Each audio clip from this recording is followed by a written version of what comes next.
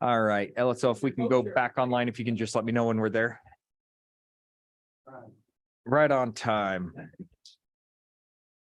Representative Wiley, if you go to lunch with the chairman, you're never late. Somebody told me that. Well, we could have been late. Thank you so much. All right, committee, we are short a few of us, but they'll catch up here as soon as we get going in.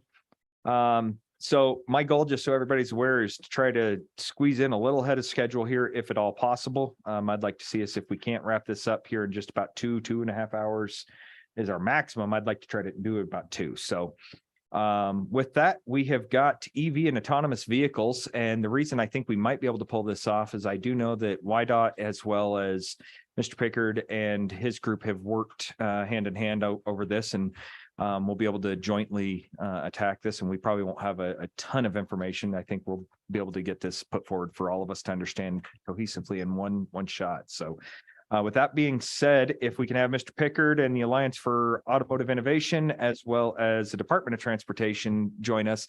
And then upon that, I'll have LSO go over anything that you guys have with the NCSL briefs that we have. Okay.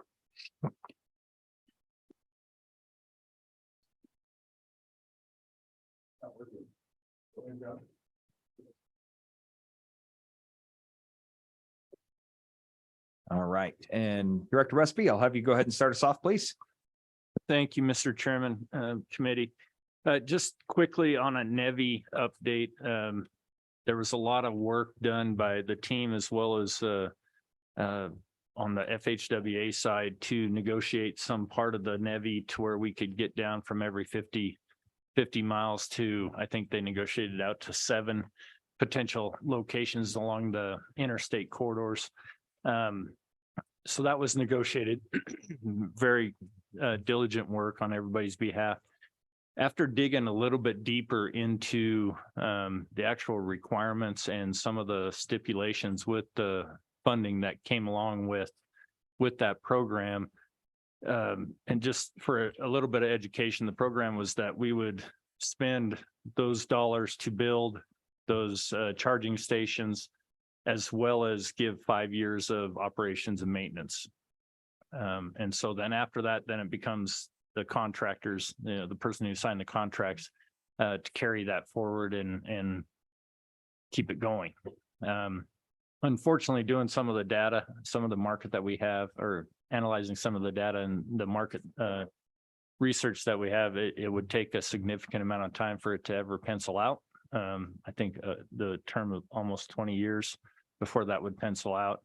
The concern for us, after really digging deeper into the legislation, was if at the end of 5 years, the contractor says, yeah, I'm not interested in carrying this forward, please come and remove those from my property, we would have to do that and pay back the federal government what those dollars were. From all the discussions that we've had today, the last thing we want to do is to take more money off of the roads and pay that back to the federal government. And so what we did, Mr. Chairman, was we pulled the reins back on the NEVI project. We had the RFP sitting on the shelf. It was ready to go out the door. And at the last minute, we pulled back and said, let's pause. We've had some discussions with the FHWA regarding, is there any way to lessen the risk profile of the state of Wyoming? And if so, we're more than willing to put that RFP out on the street.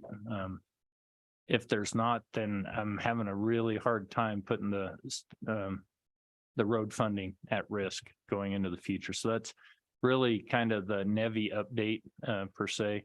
And I would stand for any questions, or if there's anything else I should have added. Brittany, any questions? Not seeing any. Oh, I do. All right, co-chairman.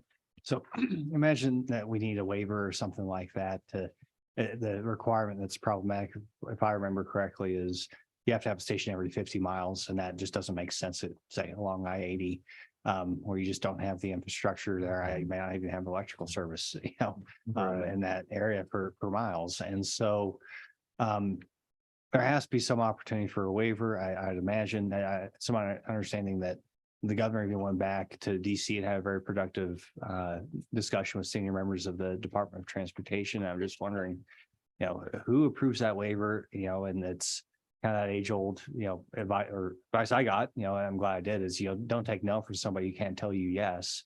And I mean, so what's the process of trying to get some sort of waiver? So trying to introduce a little bit of common sense into this equation. Mr. Chairman, Mr. Co-Chairman, I think the age-old saying is if it makes sense, it's not government, but to your point, and that's, I think, the waiver, the negotiations that got us to only having to RFP out for 7 sites along all of the interstate corridors was that waiver process. And like what you said, is it got us away from every 50 miles. And I'm sure the industry to my left can probably expand a little bit more about how that negotiation went, but that was my understanding of the negotiation and the waiver of getting away from the every 50 miles. And like you said, there's the infrastructure alone is pretty significant as well. So, Mr. Chairman, if I can, just so I understand, so we are moving forward with some of the stations, but you're not doing anything right now. Okay. Mr. Chairman, after the waiver, we got it down to 7. And then after doing further diligence on the actual agreement that in the RFP versus what would happen if the contractor decides that they did not want it, we as the state of Wyoming are on the hook to pay the federal government back on the construction costs and probably some prorated operation and maintenance as well. So that's why we made the decision to pull back the reins and not do anything at this point until some clarity happens at some point somewhere, probably further east of us, that reduces the state of Wyoming's risk profile on that. So right now, as NEVI goes from the state of Wyoming's perspective, we are not going to release the RFP at this point. Very good. Thank you. Representative O'Hearn. Mr. Chairman, thank you. Does this affect any other federal funding, or is it just the electronic or electric vehicle charging station funding? Mr. Chairman, Representative, I don't believe that it affects anything going forward I recall. All right. Seeing no further questions, thank you for the update. Let's go ahead and roll into, I think the first thing that you guys have is a taxation brief. Is that right? Mr. Chairman, I'm going to turn this over to the educated ones. All right. Mr. Chairman, members of the committee, that might be too high a praise, but so we are fuel tax people in looking to get in the business of EV taxation. It has been a discussion at every regional national conference we've been to for years, so it's on point for sure. We did provide the 1-pager. I'm just curious where you'd like us to go. We can be as brief or as, I can talk for days, probably won't make any sense, but I'm happy to do that. We can give you a little history, tell you how we got and where we're at right now, if that's helpful. I think just going over what you guys have here, committee should have been able to read through this, the majority of this anyway. So just a brief overview would probably suffice. And then if we have any questions, we'll pepper you. Okay. Mr. Chairman, our plan is to, because we do have statutory authority to tax electricity that's used in electric vehicles. Our plan is to initiate phase 1 that's on that 1-pager, which is to continue collecting the annual decal fee, and then to license and begin collecting the fuel tax from level 3 and metered level 2 charging stations.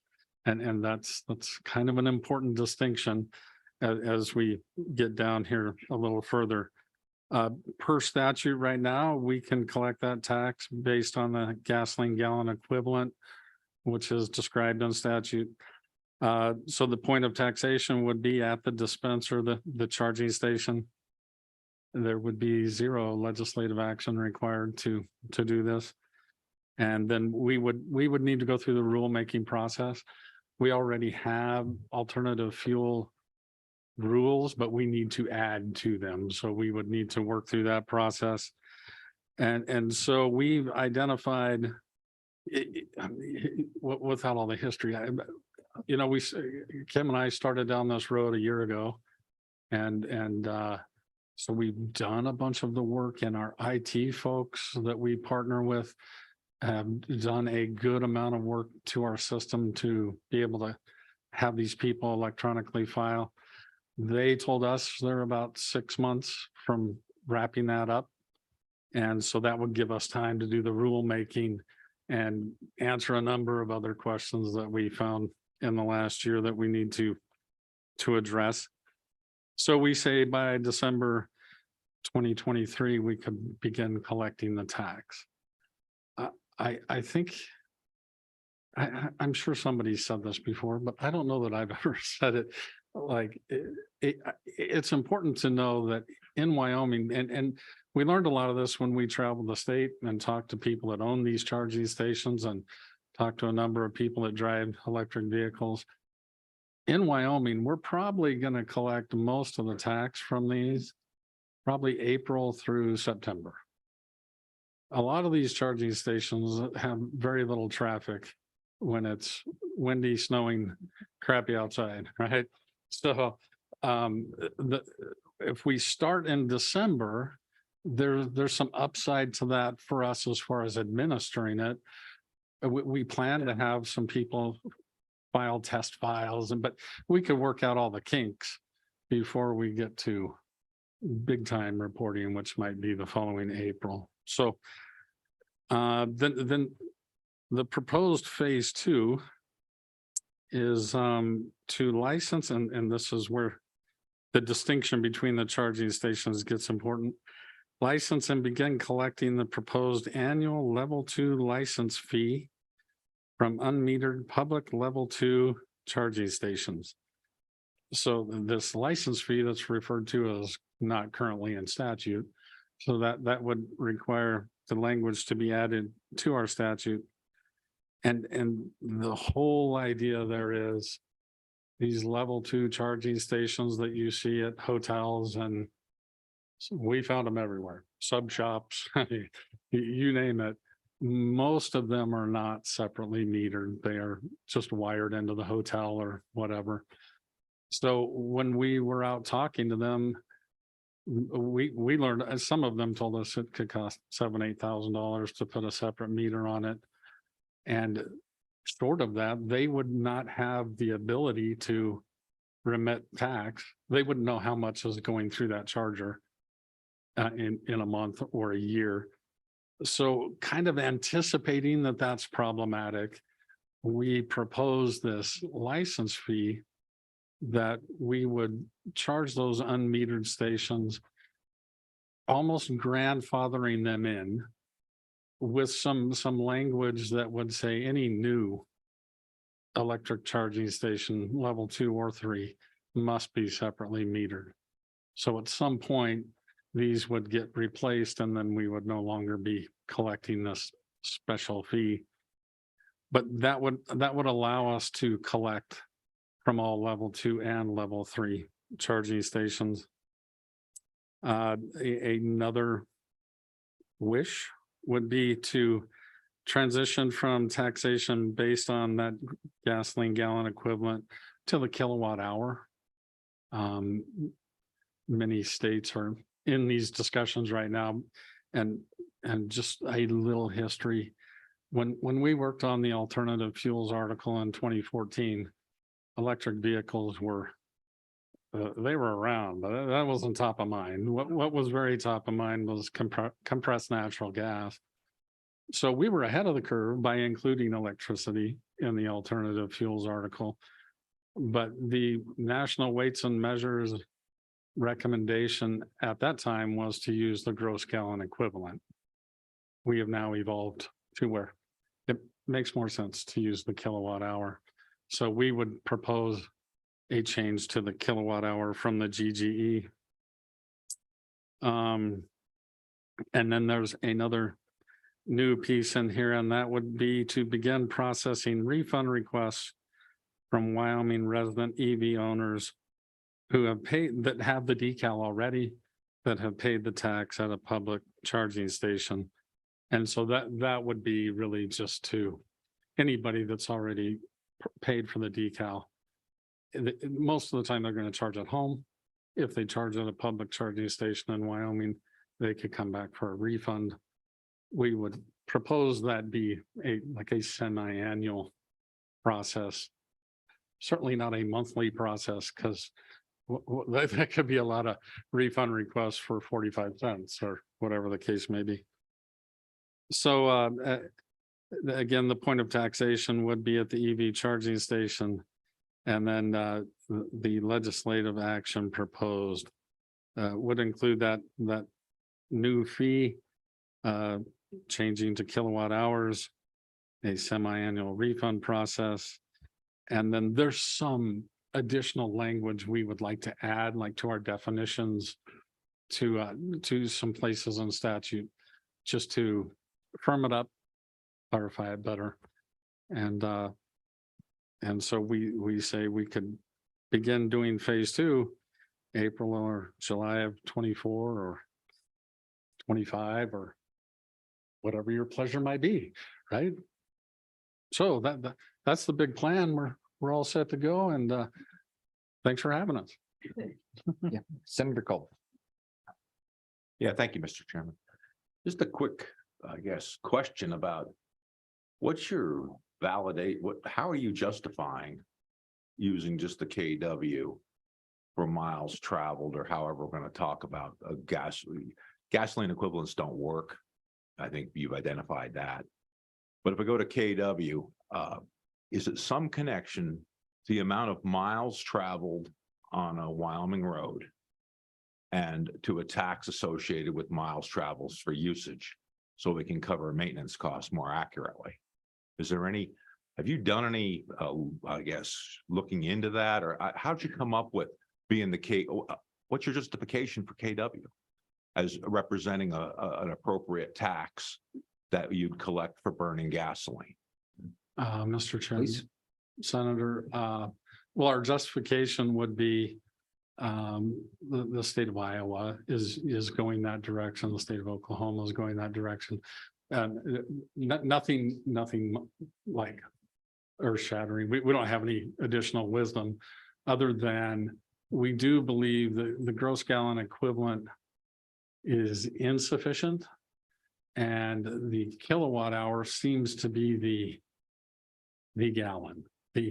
We certainly appreciate that an EV can travel much further on a gallon equivalent than a gas or diesel vehicle can.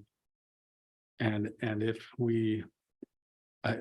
I'm gonna dare say, like this ruck term, but potentially at some point, that is why everybody is looking at road usage or vehicle miles traveled, is to be able to capture what you're describing. But for us right now, kilowatt hour seems to be a better measurement than certainly the gross gallon equivalent. Short of some other conventional wisdom we're unaware of. Yeah, thank you, Mr. Chairman. So I've done some rough calculations here because I like to entertain myself. And what they're using in the industry now is MPGE. Okay, what does that mean? It means how many miles you can go on a kilowatt, right? So it ranges on the type of electric vehicle, but just this round number, say 142 miles or 113 miles, depends on the vehicle and the weight and all. So we can equate that directly back to miles per gallon, right? And if we're going to say that a regular vehicle will give the benefit that's 37 miles that go on a gallon, which is probably an awful lot for a pickup truck, but let's just use these gross numbers and then compare that to the MVE kilowatt hour, right? And if we're trying to get to road usage, right, and taxation for road usage, why wouldn't we come up with and establish the criteria being based upon how many miles traveled per kilowatt, and then work that backwards for a taxing fee structure that would more accurately denote road usage? right? Because I think you're right. You identified a correct situation where the miles per gallon equivalent in kilowatts doesn't work. It doesn't work because the efficiencies change when you have an electric vehicle over a gas powered vehicle, because you're at different parts of this process in the energy stream. You've cut out, you haven't really captured all the inefficiencies when you're talking about an electric vehicle. So it looks like it's cheaper and you go farther. My point would be is, could you develop a policy based on miles traveled and come up with a fair equation for an average electric vehicle, so we can then work that backwards to a kilowatt hour charge using our base fuel efficiency, say it's 35, whatever the number would be, 30 miles a gallon. You take 30 miles a gallon and we know what our taxes are on a gallon of gas for that. And then take that equivalent, the ratio, work it backwards for electric vehicles.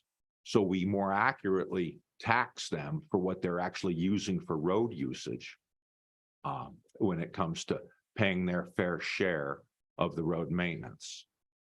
Did I explain myself well? And I know this is a not easy thing to kind of put out there like you were saying, but what do you think about how to be fair to people for road usage? Please, if you have the, if you would like to opine.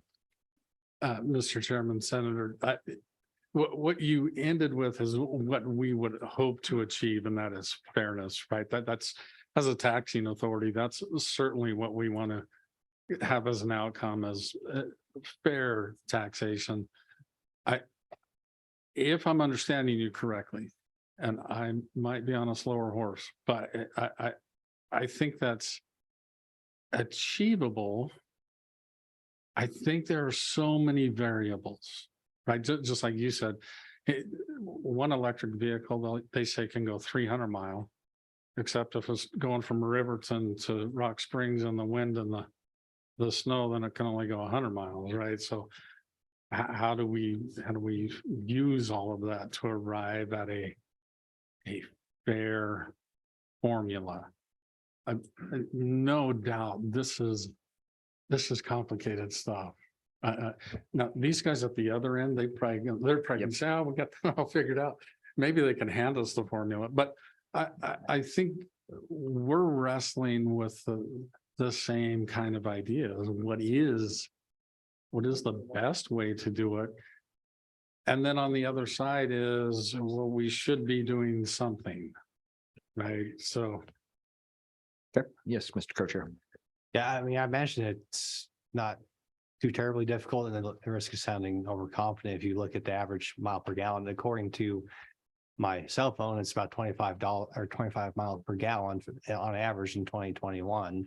Our fuel tax is 24 cents a gallon, so that's roughly 1 cent for every mile you drive on Wyoming roads, right? And apparently, according to the same search engine, average electric vehicle will go 3 miles on 1 kilowatt hour. Is that that's a question for industry, where you arrive at 3 cents per kilowatt hour, which is consistent with what all the other states have done according to our committee materials. So if you look at it, you if you're paying a gas tax on average, you're paying 1 cent per mile. That's, you just look at what the equivalent is in terms of kilowatts for electric vehicles, and that's what base that decision on is. Mr. Chairman, hopefully that's, once again, I'm used to using math to calculate numbers of sheep and cows, but maybe I'm off there, but it's consistent with what other states are doing here. So, Well, thank you. That was a good one. Representative Pendergraft.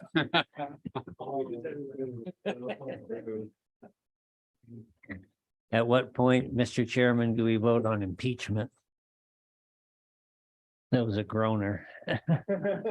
So the question that also needs to be thrown into this is the fact, or the answer is the fact that EVs are about twice as heavy as a gas vehicle, which increases the wear and tear on the roadway. And that would need to be factored in as well. Yeah. Okay. So appreciate the information here and I appreciate the conversation. What I'm going to do is we're going to go on from YDOT. We're going to come over to industry here who has worked hand in hand with this. We'll see if maybe the questions that you're asking don't get answered. And if they don't, we'll certainly come back and circle back for more questions. Mr. Pickard, please. Well, thank you, Mr. Chairman, members of the committee. My name is Dave Pickard. Today, I'm here representing the Alliance for Automotive Innovation. Mr. Chairman, we've had a groovy time over the last several years talking about fees. And we've had a history, from the first imposition of a decal fee, I think, probably back around 14 or 15. Then we had 2019, House Bill 166, raised the fee to the $200 from $50. 2021, year bill, House Bill 144, made some definitional changes to plug-in hybrid electric vehicles, full electric vehicles. So I think it's very timely to have a discussion where we're actually in a committee having this rather than right prior to a session. Because as your co-chair mentioned, this is just a mathematical equation. That's all it is. We're gonna have to determine and all agree or agree to disagree on what those inputs are to make that equation happen. But ultimately, it's a mathematical equation. The fact of the matter is that all users of our roads should be paying their fair share. And that's the premise that we start with. So with that, Mr. Chairman, members, I'd like to turn it over to Josh Fisher. Some of you have heard him over the years talk about EVs, talk about AVs, and I'm going to turn it over to him at this point. Thank you.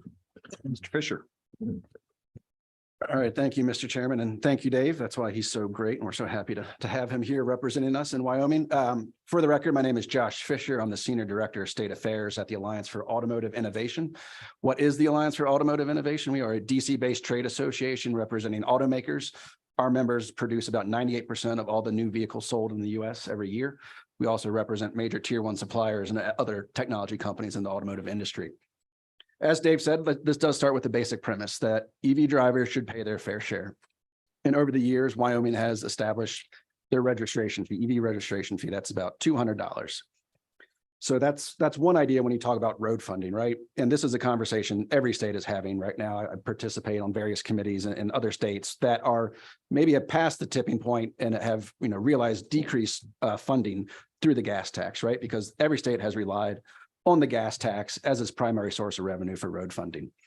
And so with the rise of EVs, this idea that, with more EVs, well, all these states we're losing all this money now. And then over the course of time with more EVs, that is going to be an issue. But, right now, when you look at the numbers, in Wyoming, there's less than 1,200 registered EVs. Nationwide last year, new EV sales were 7% of all light duty vehicle sales. That's nationwide. And that's mostly carried by the Californias and Washington and Oregons, which are in the double digits in terms of EVs for new vehicle sales. In Wyoming, it was 1.9% of all new vehicle sales were electric. So, but it's important to have this conversation now because you don't want to pass the tipping point and then be like, well, what the heck do we do? So taxing the vehicle, the EV registration fee is one idea, right? Taxing the miles, the VMT, the vehicle miles travel tax is another idea that states have considered. And there's some pilot projects out there. And I'll go into a little bit more on what we think about that. And then the third one is to tax the electricity, the kilowatt hour tax. And we've done some calculations to compare, gas powered MPG to kilowatt hours. And it's about 3 cents a kilowatt hour. And for Wyoming, and we've provided that to YDOT. We can, provide that information to the committee. Somebody much smarter than myself did the math, so I'll defer to them to actually explain how the stuff works.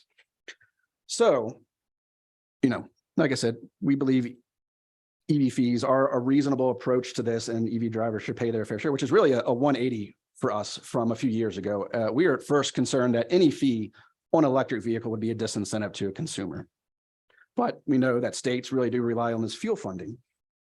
So we, over the last year, we've had this internal discussion about which approach is the best. We started out, we didn't like any fees. We realized that maybe that's not the best approach and it's not what the states are going to do anyway. So let's figure out what is the best approach right now. So let's start with the VMT. It would seem to be the most logical. It's a progressive tax, so you pay for what you use. It's kind of like the gas tax. But you know what? People hate it. They don't want the government tracking their location. And that's a big challenge when you're talking about the VMT and charging people for the amount of miles they drive.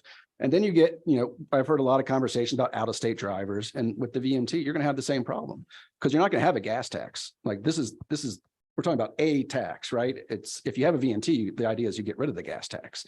So you're going to have the same challenges with a VMT when your residents go out of state, right? It's going to be, if down the road at some point there's a VMT, I really think it has to start at the federal level because state coordinate, it's all having to be harmonized. And that's going to take a lot of work. You look at the traffic, transportation codes in each state's got a different distance. You got to stop behind a bus, right? It might be 30 feet in Wyoming, might be 50 feet in South Dakota. Now try to tell me how we're going to figure out how we tax miles traveled across state lines when we can't even agree on basic things like that. So, but I think the biggest hurdle as a policymaker is your constituents don't like the idea. And in my written testimony, I included some information on a recent study that was conducted where 61% of respondents did not like the idea of the government tracking where they're going in their vehicle, and 40% strongly oppose that. So when you started that, you got some real challenges. And so we don't think a VMT is the best approach right now. Kilowatt hour tax. We've gone back and forth on this one as well. It kind of corresponds to the gas tax, right? You're paying a tax on the amount of fuel, whether it's liquid or electric that you're using. And it's all, devil's in the details on how you calculate that. We support a limited kilowatt hour tax. And I think it gets to the point of what we hear a lot about out-of-state drivers. And I know that's a big issue here in Wyoming.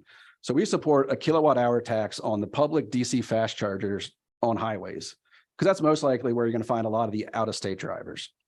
You've already got an EV fee, which is a proxy for the lost gas tax. So your residents who have an electric vehicle, that's how they make up for not paying the actual liquid gas taxes. They pay the $200 every year. So if you've got, residential kilowatt hour tax, which that's our red line, we strongly oppose that because consumers are going to have to submeter their homes. It's going to cost thousands of dollars. And that is a true disincentive to purchase an EV. And a lot of this to us is consumer choice. Whether you want a gas powered vehicle or an electric vehicle, you should be able to choose, and you shouldn't be penalized based on the powertrain of your vehicle. But on public charging, fast chargers makes all the sense in the world because you're going to capture those out-of-state drivers who aren't paying the gas tax. When you get into the level 2 meter chargers, when you talk about restaurants and malls and workplace charging, again, we think a lot of your constituents and residents are the ones who are going to be using those. And again, they're already paying that EV fee. And I'm not super familiar with Wyoming's tax scheme, but I'd imagine there's probably already a sales tax on electricity. So those hotels, those restaurants, those workplaces, they're probably already paying a sales tax on the electricity that's coming in. I could be wrong, but a lot of states do have a sales tax on electricity. It might be very specific, but that's something to look into. So I think that from our perspective makes the argument that that's double taxation when your residents are paying this kilowatt hour tax when they're already paying the EV fee. And that's something that we would, suggest not pursuing. So a limited kilowatt hour tax on the fast chargers makes sense to us because we recognize you got to capture those out-of-state drivers. And we do support, fair EV fees. We have a simple calculation where we take the average fuel economy for new vehicles, the average vehicle miles traveled, and the state gas tax. You plug in those figures, spits out your average annual gas tax for how we use that as a basis to calculate what we consider a fair EV fee.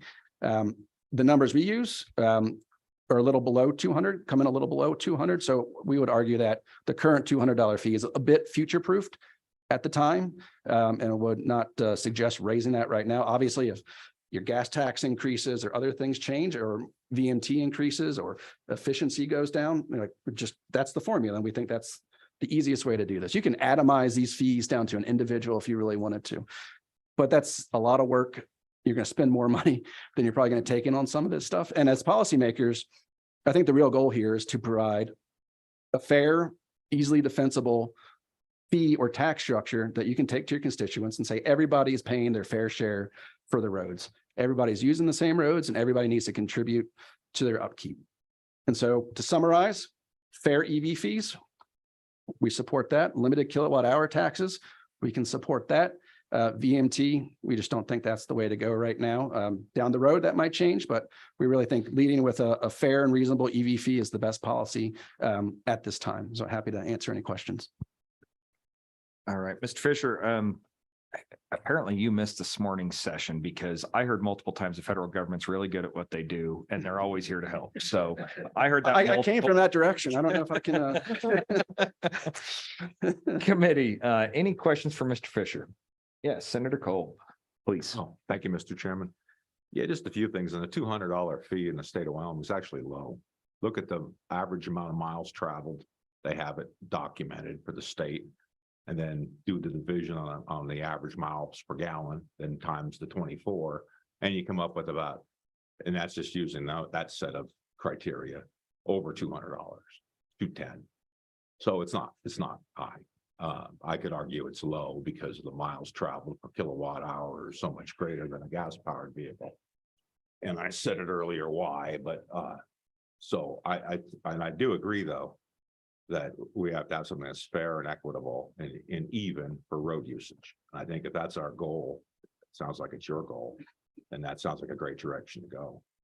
But when it comes to how we're going to talk about this in the future, isn't it I thought it's a fact that Tesla, for instance, knows exactly how much power you just put in your Tesla vehicle as a matter of how they do the management of the battery charging system. And if they have that data, right, I mean, then it could be used to calculate our usage. And on the same breath, I'll tell you, I agree with you that we shouldn't tax at-home chargers, because I think that's just, I don't, at this point, can't see why it's reasonable. But I think we still have to account for our road usage somehow. And in the argument that it's like the solar argument, I've heard that, oh, well, it's really not much on the system, so what the heck do you care? Well, obviously it's going to be more and more electric vehicles, so we've got to work together. And I want to hear what you have to say about the data collection that happens at, say, at Tesla. I just know that from a person who has one. Don't they in fact collect that data? And then people that would use another charging means and uses a credit card, why wouldn't that just be a surcharge in the credit card sale for power usage consumed? Let's just say if we go that route. I mean, it's a question about what we do, and I want to hear from you.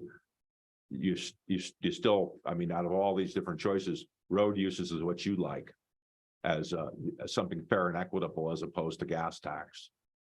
And I'll stop there. Mr. Fisher. Mr. Chairman, Senator, yeah, with the EV fee calculation, it's all dependent on what inputs you use, right? We use a 12,000 mile VMT. Yeah. Well, yeah, I mean, I think we can go to YDOT for the data and we use 25.4 MPG because that's the new vehicle MPG. We don't use the fleet because people coming to an EV are probably coming from a more fuel efficient vehicle, not a old pickup truck, et cetera. And then the gas tax is the gas tax, right? So yeah, I mean, just depends on the numbers you plug in. As long as we agree on reasonable numbers to plug in, then we're on the same page, right? And not arguing over $10, right? It's more when you get to 350, stuff like that, when to us, that's not based on the facts. That's just punitive at that point. Now, if that's what the number says, that's what the number says, and we're not going to debate that, right? Tesla is not a member of ours, just to be clear. Tesla, Rivian, and Lucid are the three EV only manufacturers that you may have heard of, but they are not our members. So I can't speak in depth, but I think what you're referring to is network charging. And I think you run into the same privacy concerns there you do with tracking through a VMT, because once you go out of state, right, you're going to have to, you're going to have to track that vehicle and where it's charging out of state. And so from our perspective, you run into similar privacy concerns, and down the road, that might become a more viable option. I don't know how every manufacturer is going to do network charging, but that is a possibility. And that, I think it warrants discussion down the road. We're not, not totally discluding VMTs, this, network charging down the road, but right now we don't think is the right time for those policies, but I do think they warrant further discussion. But we have talked about network charging generally. And, from our discussions, we again had the same privacy concerns. Our members, they reach out to their customers and they've polled on VMTs and they've heard similar things to the study I referenced in my testimony. The privacy concerns are real. Now you maybe can address those in the future, but from right now, we don't think network charging is a viable option at the moment. Yes, Representative Mahard. Thank you, Mr. Chairman. We're mostly concerned about, or I am, the out-of-state people that travel around on our states that we pay for. And if we don't charge at the local grocery store and the hotel, if those are Wyoming residents, we can rebate them. I'm wondering how they're paying to charge their cars at those other stations and how much they're paying. And I think that's what we would all like to see, is get the out-of-state people that, you know, if $200 isn't the best figure and we can come up with a better one, but we want to get the out-of-state people that drive the EVs in our state. Mr. Chairman, Representative, yeah, hotels, understandable. You know, it's hard to draw that line, right? Like I said, you can atomize this, however, cut it in as many ways as you like. You know, our concern is obviously you have to have the rebate for your residents, because otherwise it's just pure double taxation with the EV fee and the kilowatt hour tax. And so, you know, from our perspective, a lot of this is ease of use and administration. You know, I know in other states, when they've looked at the kilowatt hour tax, they project they're going to lose money, at least in the first year, because it's going to cost more to set up the processes to administer it than the revenue they're going to take in. So yeah, you could apply it across the board, but you know, and if you do that to the metered L2, you know, it's not our preference. Certainly understand where you're coming from, and you know, hotels are a perfect example of where you're likely to get out-of-state folks, but at the workplace, that's probably going to be your constituent. So yeah, you can solve for that through the rebate. And so that's, you know, something we would encourage, you know, if you go that route, the rebate is critical for your consumers and constituents. Committee, any other questions? Okay, so the $200, just so everybody's aware, that was my pretty little bill back in 2019. What I actually did is I went to YDOT at the time, and the figures that we utilized was the average age of the car. Then we went to Energy Authority, got the average miles per gallon for that car of that year, utilized that, forced the, you know, the number out, and it came out at 200.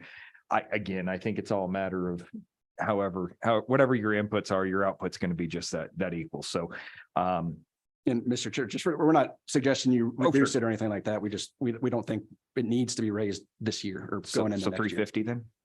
No, thanks.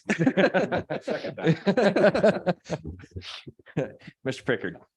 Well, Mr. Chairman, members, I think what we haven't talked about, and I know it's in the broader notes, but as fuel efficiencies increase in ICE vehicles, the state of Wyoming is losing revenue. So, you know, this is something that needs to be addressed across both powertrains.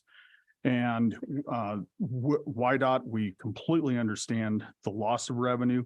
The inflationary cost of maintaining and building new roads has grown exponentially, especially in this hyperinflation. I'm going to use the word hyperinflation over the last 3 or 4 years. But you know, the fact is, we've got a low fuel tax, and you know, I know it's very difficult. I was involved in the 2013, I think is when we did it last. It was a very painful discussion, but it was the right thing to do back then. And you know, as we move and talk about EVs, I think we have to talk about the majority, which is 98.3% of the vehicles in Wyoming on the roads that we have a direct nexus to tax are ICE vehicles. We've got to look at that fuel tax. Hey, committee, yes. Mr. Oh, and I'm gonna forget your last name, Hassinger. I see, and I was gonna forget it. I would have called you something different, so. I appreciate that, Mr. Chairman. I just wanted to jump in to clarify a comment. The law was changed, I believe, 2 years ago, related to the double taxation question. It was changed so that any sale of electricity to go into an EV would not be subject to sales tax because it would be subject to fuel tax. So there would not be double taxation on the. Yep, and we did, you're absolutely right, and I do remember that bill as well, so. Committee, any further questions for YDOT or the Alliance for Automotive Innovation? Okay, thank you guys very much. Talise, we'll have you, you can stay there if you want, that's up to you. We won't make you get all uncomfortable. You're more than welcome to just go over this. Committee, these are the two briefs that I had LSO poll. This is some information kind of going countrywide, some of the ideas and things. Yep. Some of those things that are going across the country. Talise, just a brief overview. The committee should have gone over these as well, but committee, direct your attention, Talise. Mr. Chairman, members of the committee, Talise Hansen, I'm just going to briefly go over these NCSL summaries. So the first fact sheet is covering the taxation of electric vehicles and EV charging stations. It just includes 4 states, Iowa, Kentucky, Oklahoma, and Pennsylvania that currently have statutes in place to tax EV charging stations. Most of these are around 3 cents per kilowatt hour. Iowa's is 2.6 cents per kilowatt hour. And most of these are just at the public electric vehicle charging stations. The fact sheet also includes states that have like pending legislation on taxing electricity consumed at public electric vehicle charging stations, including Kansas, Mississippi, Montana, and Nebraska. Then the second fact sheet is just some other options for imposing fees, which include registration fees, which we already have, and including some other states have an index registration fee to inflation or adjust their fees to compensate for additional weight of the electric vehicles. So that's just what that second sheet goes over, but that's just a brief overview, but I'll answer any questions on that. That's perfect, Talise. Thank you. Committee, I could have just asked up front instead of making Talise even go over any of this. Did you guys have any questions on the information? I felt this was good information from NCSL, giving us just a quick roundabout area of information. Yes, Representative Pendergraft. Thank you, Mr. Chairman. When I looked this over, I noted that 3 cents per kilowatt hour was pretty routine until you get the bill, which incidentally failed, House Bill 275 in Wyoming, put it at 15 cents. Does anybody know why that number was chosen so far above 3 cents? In all honesty, that bill was brought to us, myself and Chairman Boner late in the session, was a piece of legislation that we put back in there. That was the original numbers being utilized, did not have a ton of information. There was a plan that if it was going to be heard, that it would be amended down. That 0.15 certainly got me the placeholder, but plenty of hateful emails too. So, but you are to your point, you're absolutely right. The 3 cents per kilowatt hour seems to be the break even. We've heard that from the industry. We've heard that from the sheep counter over here. So the kilowatt counter, yeah, we'll call that. All right, committee. Any further discussion on EVs at this point? And any committee directives for LSO? Oh, public comment. Yes, public comment. All right, we have one. All right, thank you.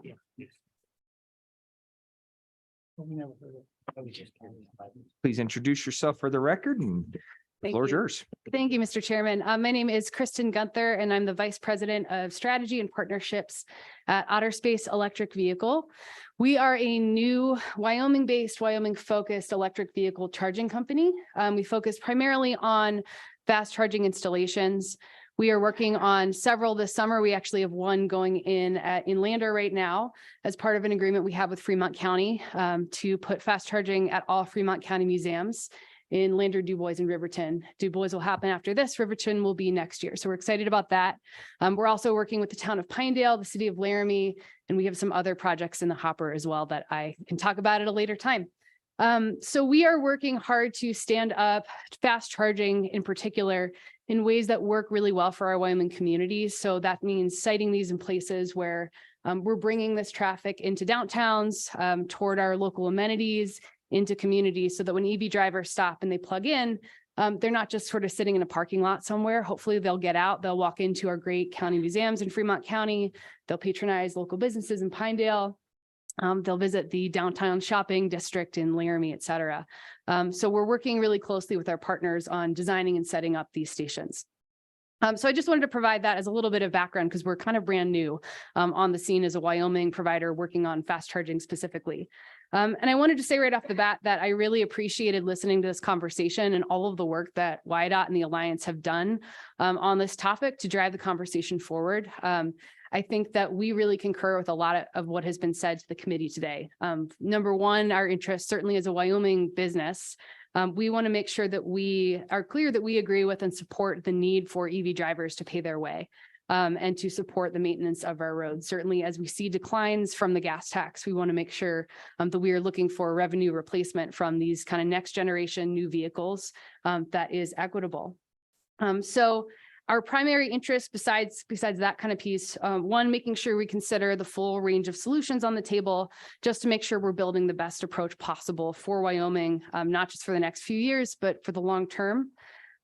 Two, I think I completely co-sign with and agree that point about equitability and really appreciated the discussion about math. I've done a lot of the back of the envelope math myself trying to think about these issues. So appreciate that, that conversation as well. Just thinking that, no matter what consumer choice a driver makes in a vehicle, we want to make sure they're paying their fair share at an equitable rate. And so that does mean avoiding double taxation, as was mentioned earlier. Certainly, we want to see taxation mechanisms that can be implemented practically, that, we as a charging provider will have an easy time implementing them so that it's kind of smooth and easy to put into place. And then certainly we want to make sure we're clear on how the current criteria on sales and use tax interacts with this. I did hear the comment earlier about how we had a bill to change so that these transactions shouldn't fall under sales tax. I will say I have a letter from the Department of Revenue because we had reached out to DOR last year to ask whether we should be charging sales tax on our charging transactions as we start setting these projects up. And their determination was yes. So I'm happy to provide that as a resource to the committee. So we've been under the impression that we should be charging sales tax, state and local, to our customers. And so I have that and I'm happy to share it. Just one additional note on the taxation, the double taxation question. I think the hesitation that we have about doing a process by rule to implement a tax before we set up the rebate process is it's really hard to avoid that double taxation issue if we do one before the other, if the rebate requires a statutory change. So just wanted to kind of flag that piece. And then I just want to keep it brief in the interest of things moving along, but just a couple of other points of consideration for the further conversation. One on the unmetered licensing fee portion of the proposal, since there are, and again, this can get really kind of granular, but since there are places like RV parks where folks can plug into 240 volt outlets, they're not necessarily charging stations, but they can be used that way. That wouldn't implicate any of our stations, but I just wanted to note that, we ask the RV park to pay that licensing fee. And if not, just making sure we're clear about where that split is when we're considering something a charging station or not. I also wanted to mention, one, to be clear, we could implement if the state chooses to go in the direction of a per kilowatt hour tax structure, we could implement that. One thing I would introduce into the conversation is that electricity prices and charging prices are not necessarily as volatile as gas prices can be. So customers don't necessarily expect big swings in what they're paying per kilowatt hour at a fast charger. And so that volumetric approach, it makes sense if we're trying to exactly equate how the gas tax works. But it might be worth considering at some point whether a flat sales tax or a flat tax of some kind on the transaction itself might be a tool to think about. So again, we could implement per kilowatt hour, but I just wanted to mention that since you don't tend to see those big rate swings in the same way, it could be something to consider. A couple of other just kind of granular things for further down the line. Again, what's sort of thinking about what's a taxable transaction for some of our, especially level 2 stations that we have in development. One thing that we can offer our site partners is an RFID card where, it can be swiped and then the cost of the charging can be free at that point, and they can just reimburse us for the cost of electricity later. So For example, if we wanted to work with a hotel, they wanted to offer charging as an amenity to their guests. That's something we could work with them to do pretty cost effectively. And so figuring out exactly how the tax is levied and how it's calculated in a situation like that, where it's really kind of like an at-cost reimbursement, that's something that we would be interested in. And then a couple more kind of granular things, and then I'll conclude. One is keeping in mind that at the point of sale, and I don't think this has come up, but just to be clear, we have no meaningful way to distinguish between a Wyoming resident and a non-resident when they're using our services. So we have to treat our customers, the same regardless. So we can't sort of put different practices into place for in-state versus out-of-state customers. And then I would say, finally, when we look at the kind of rebate process, is there a way to maybe ease that administrative burden long-term by setting some sort of a baseline assumed credit for in-state drivers that you can claim? Or you can choose to maybe similar as you do with your taxes, maybe itemize and claim a higher credit. That could be a different way to maybe, and again, eventually we're going to be dealing with probably more EV drivers in state. So just thinking administratively, that might be a better way to handle it, just to ease the admin burden. Anyway, in conclusion, I just wanted to say we appreciate the conversation. This is a really tricky issue, and it's good to know that there are lots of folks thinking about it. We're encouraged by what we heard today. We'd like to be part of the conversation. We'd like to be a resource, especially as folks working really specifically in Wyoming to put these stations in place in ways that make sense for our communities. So I will leave it there, and thank you for the opportunity, and sit for any questions. Excellent. Any questions for Ms. Gunther? Yes. Sure. Thank you, Mr. Chairman. You mentioned fast charging. Are you installing these according to federal requirements? And I believe that was 4 fast chargers per location. And can you tell me how long that takes? And most vehicles hold about 30 to 40 gallons and can go about 400 miles. If I use my credit card and I put in at the fast charging thing, at approximately, I was talking to an EV owner at last session. He said it averages about $2.57 a gallon. So I'm trying to put my head around all these numbers that these guys got in their heads down here. Thank you. Mr. Chairman, Representative, good question. So just to start, most of the fast charging stations that we are working on are off of the interstate. In fact, all of them actually right now that are going in this summer. They're not at the size of those NEVI installations that require 150 kW coming out of all 4 plugs simultaneously, which is a huge demand. So we work with chargers for the stations we're putting in the summer. We are working with chargers that range from 120 kW to up to 200 kW for the one in Du Bois. So still very fast, still some of the fastest charging in the state, not exactly just quite the size of those NEVI chargers. That's not to say, depending on the size of the battery, 15 to 30. Yeah. So it depends on how big a battery you're trying to charge, but your average Tesla pulling up to one of those chargers, plugging in, if there's no other car plugged in, could get out of there in 20 minutes, 25 minutes, depending on how much they need to charge. So enough time to make your convenient stops, hopefully, patronize the local museum, walk around Main Street, but not quite as fast as a gas stop.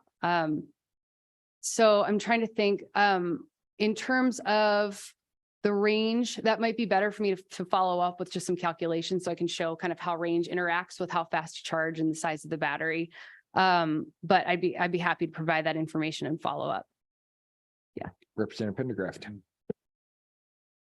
Thank you, Mr. Chairman. And this question might be more appropriate for you than you. Thanks. You mentioned that you were under the impression or working under the deal that you were going to collect sales tax on the electricity sold. In Wyoming, all different revenue sources end up dumping into different buckets and filling different things. Do you know the difference between where sales tax revenues go and where fuel tax revenues go? The question is, if we collect sales tax, does that money go where it should go?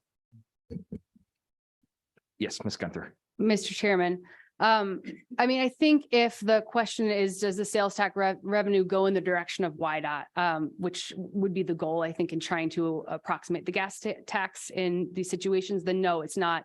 To my understanding, it's not going in that dedicated direction towards YDOT. It's going into the general fund, I assume, right? Or no? No, it is the EV sticker goes straight to the gas or Sorry. goes straight to the highway fund. The sales tax that. Oh, theoretically the sales we tax. Brian peeked his eyebrows up, so. Yeah, Mr. Chairman, generally the sales tax goes to the general fund. The fuel tax is, depending on the type of fuel, divided among numerous sources. You're really tough. Okay, thank you, Brian. Yes, Representative. Just saying, so then it is not fair to be collecting a sales tax on the electricity because it's not going where we've already determined that road use taxes should be directed. That's my conclusion. I think you're right. Yeah. Okay. Of course, I'm right. Thank you. Wow. Wow. Any further questions for Ms. Gunther? Yes, Senator Cole. Well, I'm not going to say I'm sure I'm right, but thank you, Mr. Chairman. But on the chargers, I guess you weren't very, that's not enough detail. I mean, you were saying 120, 200 kW. Is that per four, per each? I mean, I'm assuming per four, but Mr. Chairman, so we're starting with one charger, which each charger has 2 plugs for each of these installations. And we're sizing the electrical service and the utility installation so that we can easily expand to that additional charger that'll give us 2 more plugs. So for a 200 kW charger, which is what we have going in Du Bois Museum in Du Bois, that means if one vehicle is plugged in, it'll charge at 200 kW. And if 2 are plugged in, it'll charge slower at basically 100 kW per vehicle, just depending. I mean, I'm oversimplifying it a little bit, but it halves the charging speed if both are plugged in and charging. Does that? well, no, that's probably pretty accurate. I mean, if you're going to split it like that, electronics are Yeah. such that the efficiencies are high, but okay, I just didn't know what size we were talking about. For Yeah, charger, I get it. Okay, thank you. Yeah. Any further questions? Ms. Gunther, thank you so much for taking the time to be here. Number one, number two, for opening up a Wyoming business. That's nice to hear. But number three, if you wouldn't mind, we will probably retain you as we move forward with this as a very valuable asset to making sure we get this from all angles. So now we've got not only the taxing authority, we've got the electrical authority, and we have the vehicle owners now. So we've or the vehicle builders. So we kind of got everybody. So thank you so much. Thank you, Mr. Chairman. All right. Any more public comment? Yes, please.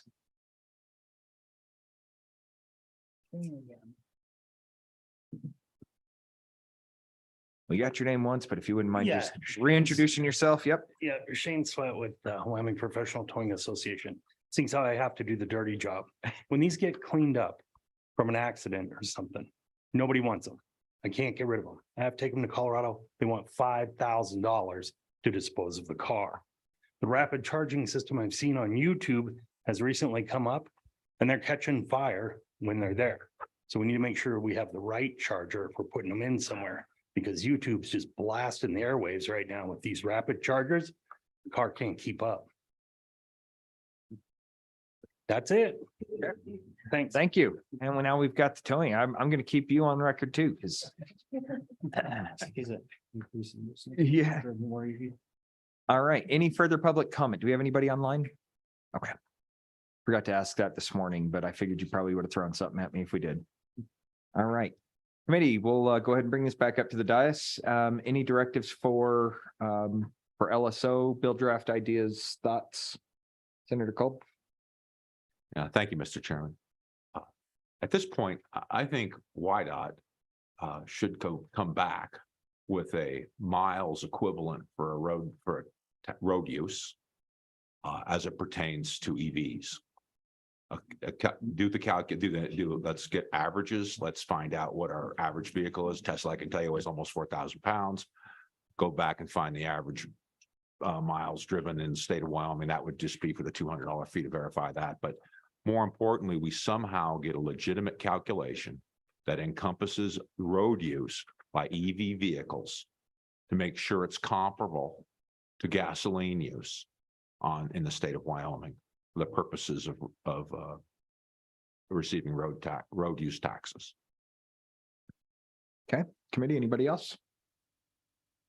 Questions, concerns? Yes, Mr. Co-Chairman. Oh, thank you, Mr. Chairman. I move that we get a bill draft going along the lines of what YDOT has proposed in their handout. Now I can go over that point by point if you'd like, but I think we covered it pretty well. I think that'd be a good starting point. Part of the motion, I guess we'll leave the exact numbers blank for now and we'll fill them in. Not looking to litigate that here right now, but I think it's important to get the bill going and that we can, and with Senator Cole's input, we can have some good input, some, data driven decisions based off what YDOT comes up with. And we can make that decision in terms of the variables, in terms of, how much per kilowatt hour and so on, what that should look like. And there's also the element of the unlicensed level 2 stations is $645 per plug, and we'll have to discuss that as well. But for now, that's the motion. Seconded by Berger. Any discussion on the proposed bill? Okay, all those in favor, please say aye. Aye. All those opposed, no. All right, that motion passes. All right, committee, that takes us into YDOT practices and procedures. Director? It depends. If you want to, you're more than welcome to. Otherwise, you can phone a friend early again this time too. I'll bring them up. All right, so.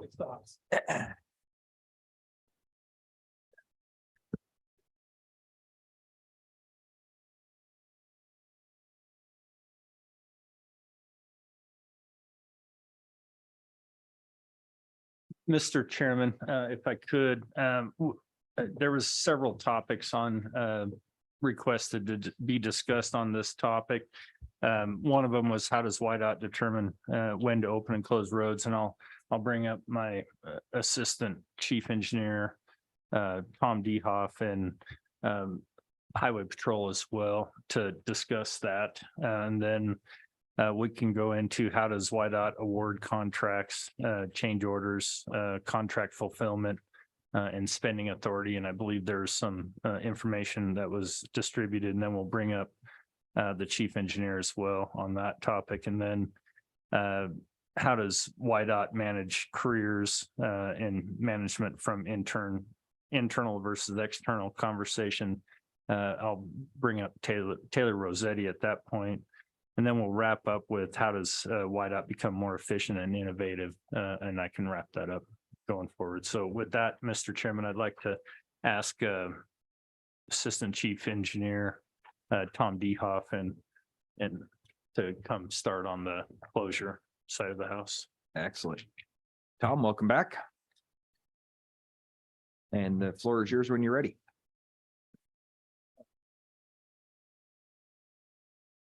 Good afternoon, Chairman and Commissioner. I'll first start off road closures. First of all, by statute, it does give YDOT, which includes Highway Patrol, the responsibility to close the road to keep the traveling public safe. So that is when we do close the road. In general, a road should be closed whenever conditions exist that potentially create an extremely unsafe road for the traveling motorists. This includes crashes and weather. Highway Patrol is usually the people that close the road for crashes. And our maintenance personnel are the personnel that closes the roads for weather. I'm not going to speak on the crashes. I'll let Lieutenant Colonel talk about that. But I can tell you from the maintenance standpoint, when it comes to weather, it is the boots in the ground that are there at that moment that see the conditions are deteriorating, which again, we've already had this discussion this morning. It's usually the wind. It is the blowing snow that causes the visibility, sometimes drifting.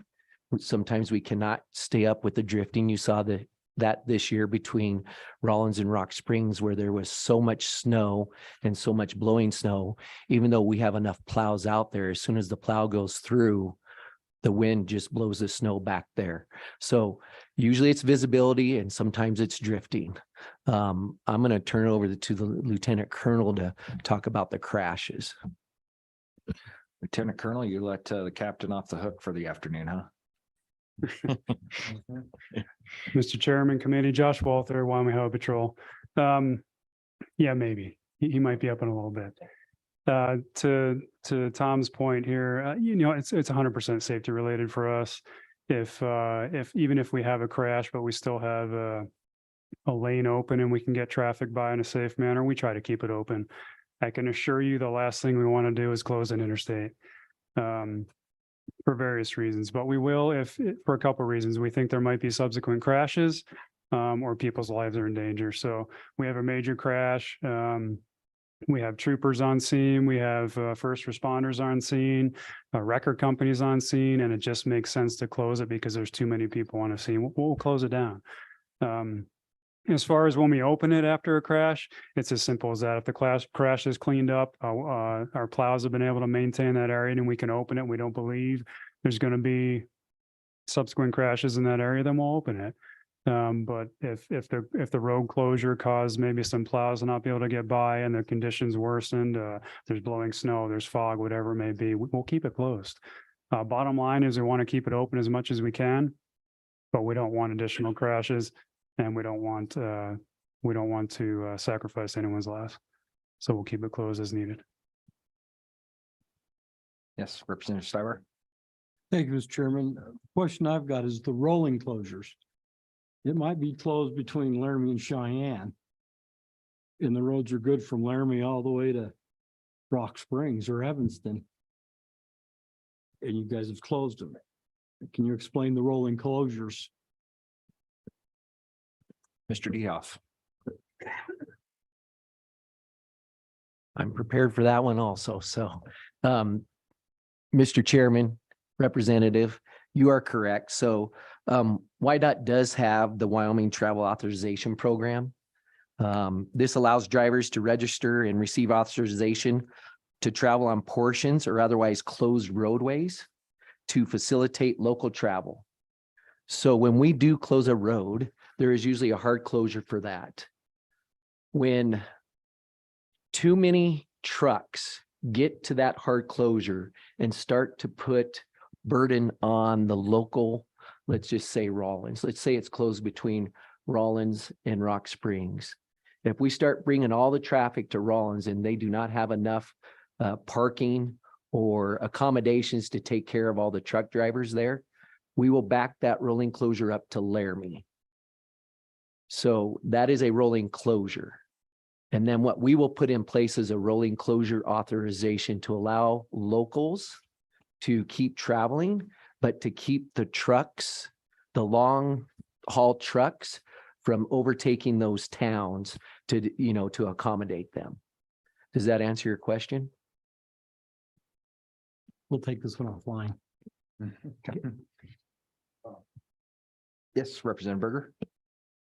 Thank you, Mr. Chairman, and to both of you, but Lieutenant Colonel, how do you feel how the program's working when we open it up to local traffic? And I'm assuming what I know, I'm using that, and I've had family members use that local traffic, but are we getting the word out to our residents so that they can use it, especially like doctors who travel, medical workers who travel even from Rock Springs to Evanston? I know some medical workers that do that, and we open that. Are you seeing that more and more being used? Do we need to advertise that better, or are we doing good?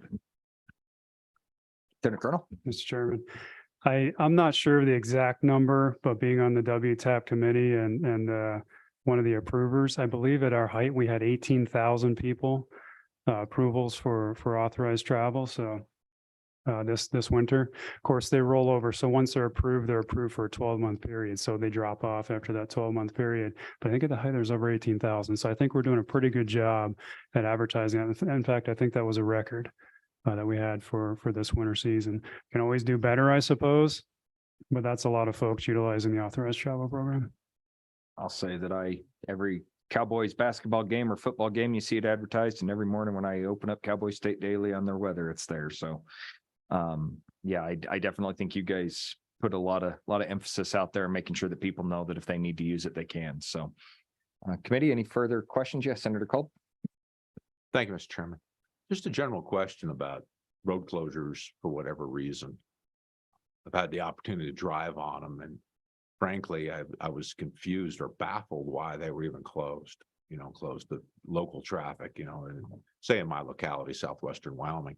So how often do you update the closure status, for the need for the road to be closed? I think that's really the one question.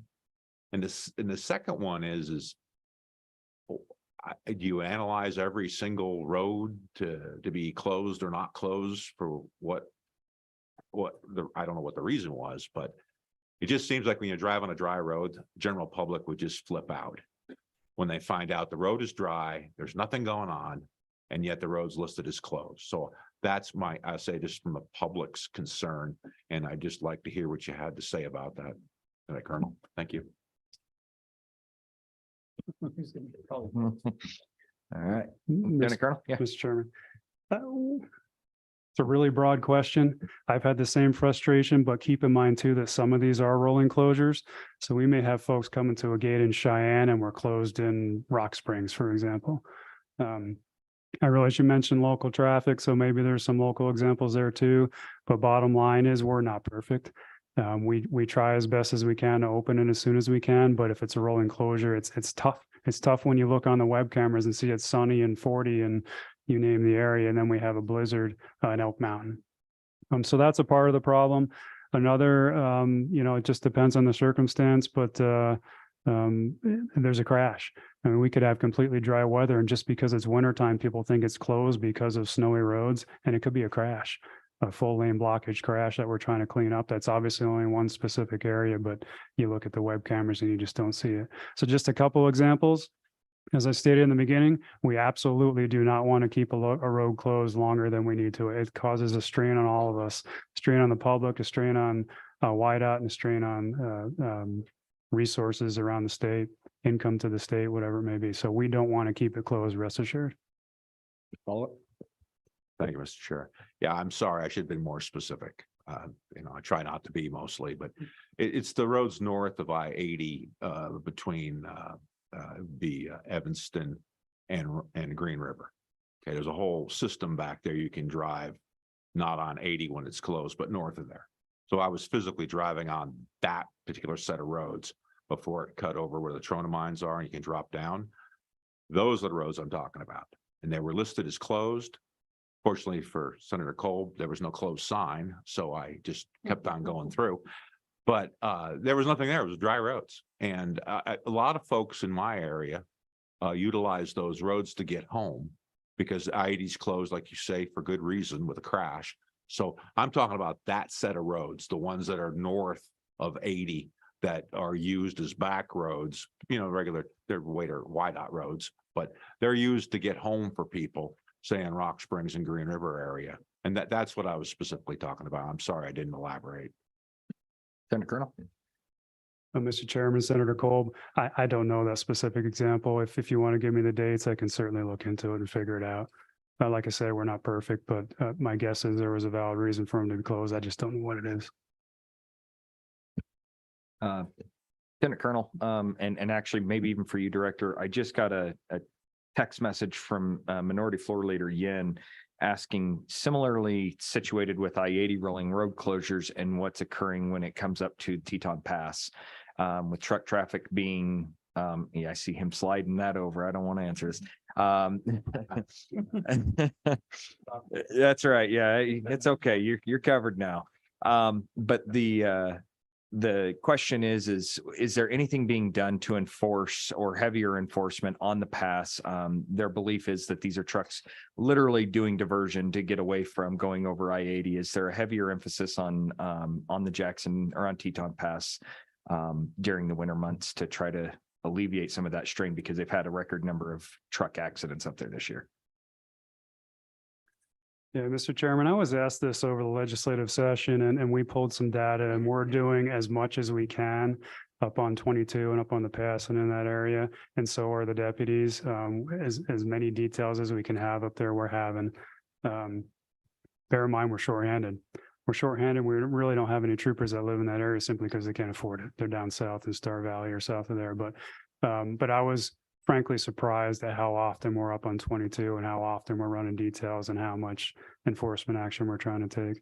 So to answer your question, yes, I think we are. Again, you can always do more, but we're also down 48 troopers as well. So doing what we can, sir. Thank you.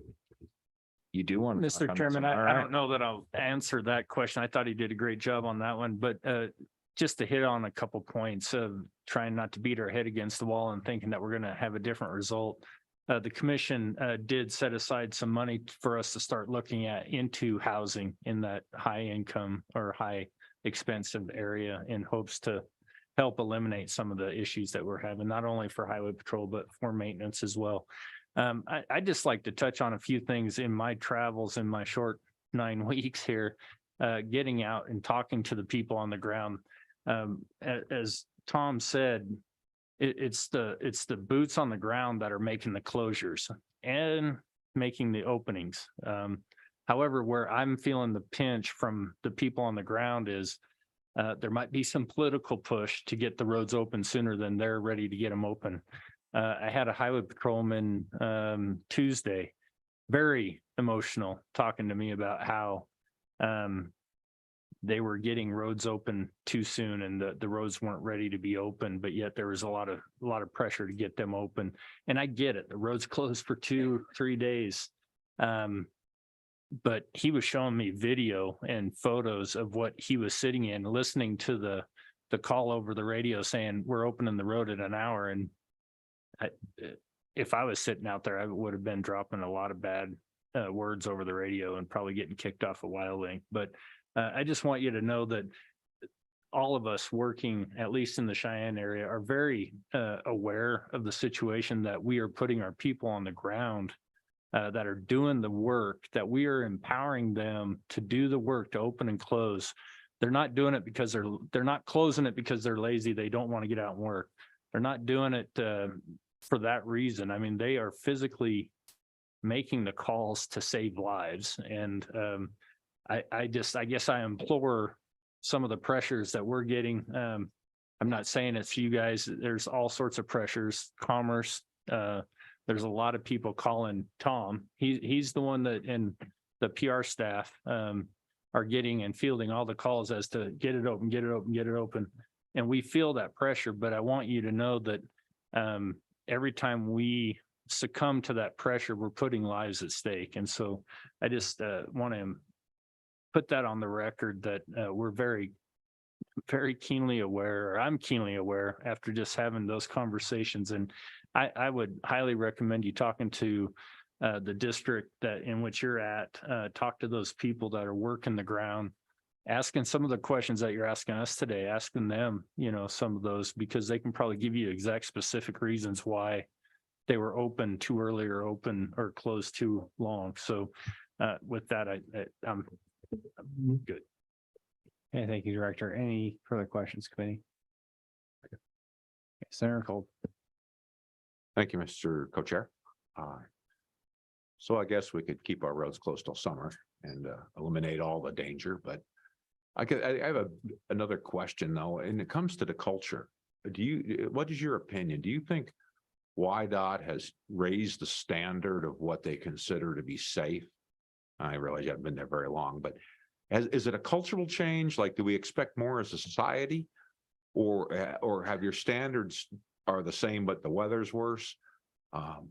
Anecdotally, I'll just talk about in years gone past, roads probably should have been closed. People were driving on and they weren't. So that's why what do you think about the social change? Do people expect more? Your liability's gone up. Besides the weather, you have any comment on what's changed? Because it seems like something's changed. Go ahead, Director. Mr. Co-Chair, Senator, I can't speak too much to it other than you said not to say weather, but this year I think weather is going to be the impetus for it. And it's the one that we all remember, right? It's the one closest to us that is still fresh in our mind.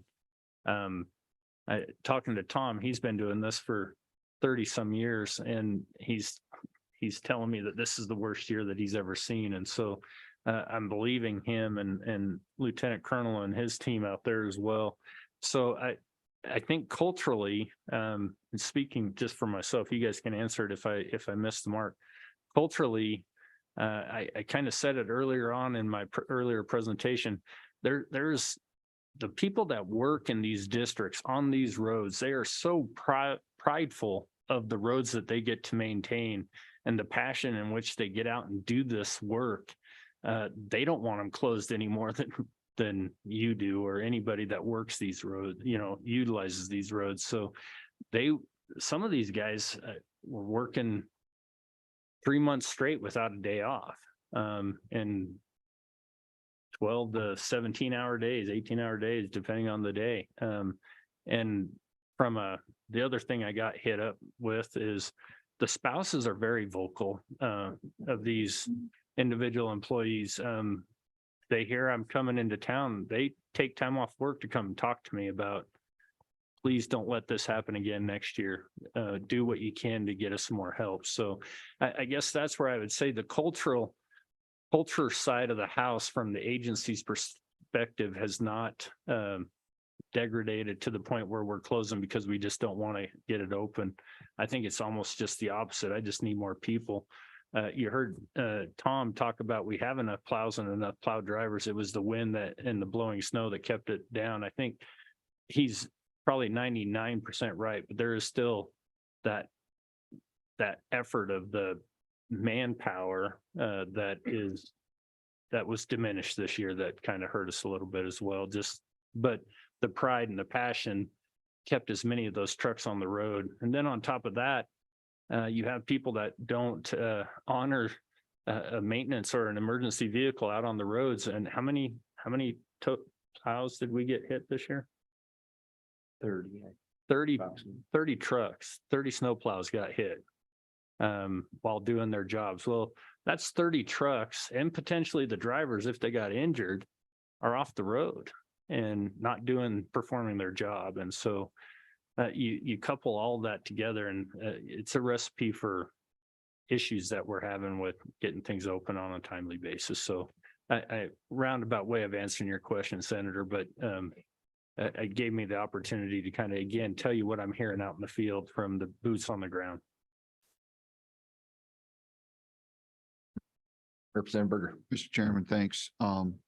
Gentlemen, thank you. And I went to my local people and talked to those working real close, and I appreciated their comments, and they're very similar to that, very hardworking. And the comment that the good representative, Mr. Pendergraph, said about everybody kind of forgetting what their job is and helping out in other jobs, and they really did that. But I guess my last question to Lieutenant Colonel is, other than the wind, and I think I know the answer, what else can we do?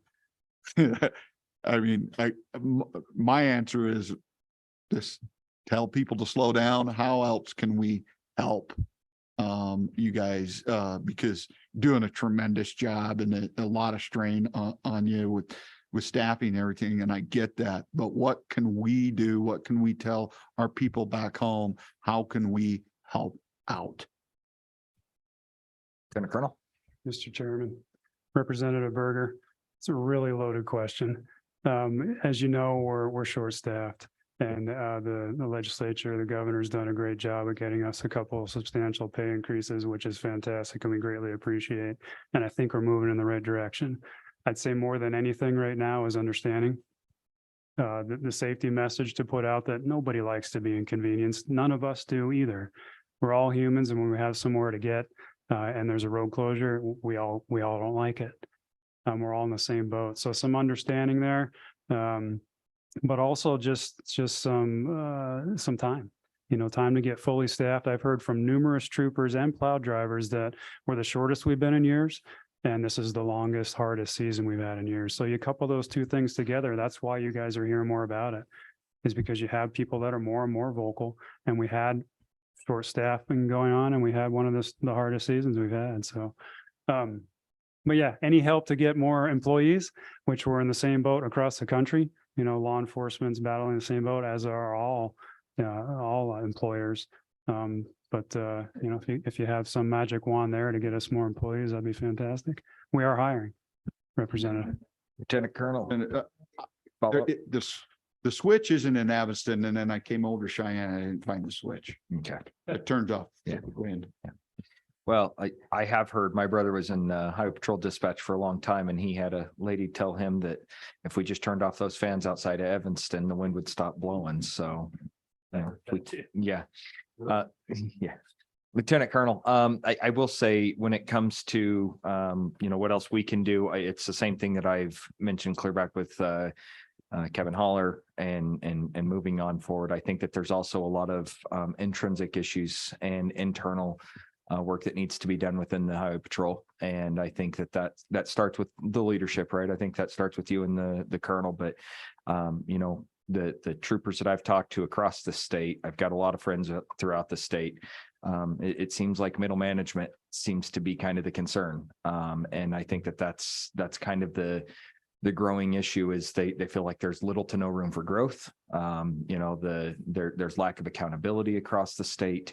And I think that's part of the trouble as well is, and I've had a couple of troopers even grab information from Montana where, it's just a spread out. They're paid almost identical to us and they're staffed at 98%. So when I hear stuff like that, it makes me go, okay, well, there is a switch. Maybe we haven't figured out where it's at. And to Representative Berger's deal, Montana figured theirs out. I'm not saying anything negative about the agency. I think you guys have done a good job with what you guys have been dealt. And I think a big portion of that has been the lack of pay. I think that started this process. But I will say that some of the other things intrinsically that can be fixed as well with the Highway Patrol. So with that, any other questions for Highway Patrol? Senator Cole. Thank you, Mr. Chairman. Just, you mentioned that how many openings you had in Highway Patrol. I'd like to, how many openings do you have in the engineering part of YDOT?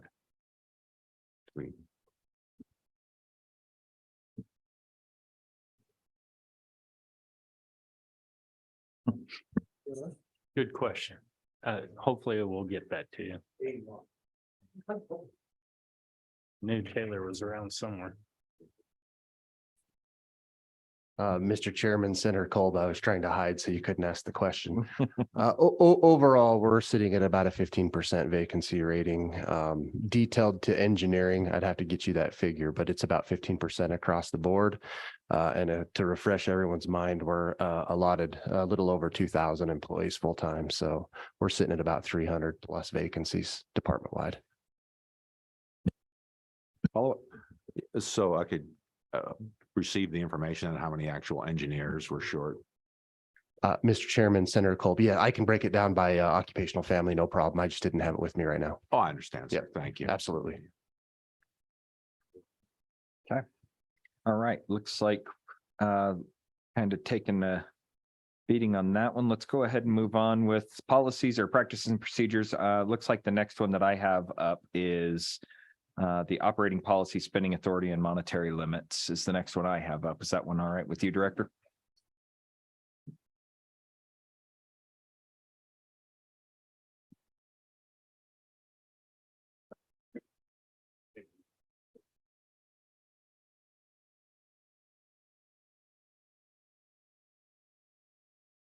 I actually do want to just start music the next time we start another roundup. I want. All right. So it looks like Mr. Gillette's going to take over for us. Yeah, thank you, Mr. Chairman. Mark Gillette, Chief Engineer, once again. I think what I'll do is there's kind of three parts to this. And you asked, how do we design let projects? How do we then construct them, and how do we know we're getting a good job, and et cetera. So I call that kind of the life of a project. And Keith Fulton is our designer, planner. Tom is our ops guy. So Keith designs them, hands them off to Tom when they're let to construction. And then he takes over and closes them out. So I'll turn it over to Keith, and then I'll go to Tom, and then I'll follow up with change orders. Mr. Fulton, please. Thank you, Mr. Chair. So any, WIDOT, has our STIP, our State Transportation Improvement Program. It's a 6-year program. And within that, that's the projects that we are anticipating to let every year. And so that first year is really the most important year that we're watching the closest, because that's the ones in that next 12 months that we're going to plan to let. We do keep a 1-year running or rolling letting schedule, so our contractors can see all the anticipated projects that we are trying to put out on a 12-month basis. To get into the STIP, we have a lot of asset management systems, pavement, bridge, safety, plus the districts, with as Tom says, the boots on the ground that know what's going on. And they're recommending those projects that we put into the STIP. So once it's placed into the STIP, then we'll develop a schedule. And based on what year it's in the STIP, we'll have a design schedule to complete the work. And part of that schedule is based on the complexity of the work.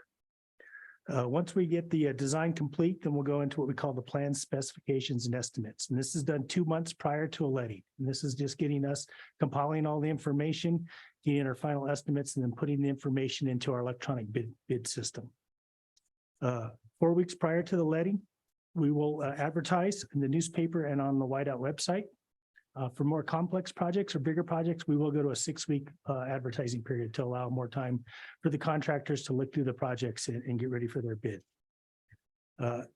During that 4-week advertising, the contractors will apply for a pre-qualification for the projects they want to bid. That's done, and then each one that does pre-qualify then can request what we call a bid envelope, which really gives them access to the bidding system. So then they have to use that bid system. They enter all their data into it. From that, they'll print their bids, they'll notarize them, sign them as what's needed. And then on the letting day, which we do have we try to do a letting once a month. Sometimes we'll cancel or we won't have any in August, just because the construction is really going high. And but we'll advertise for that letting, and then we'll have a set time frame when they have to have all their bids turned in.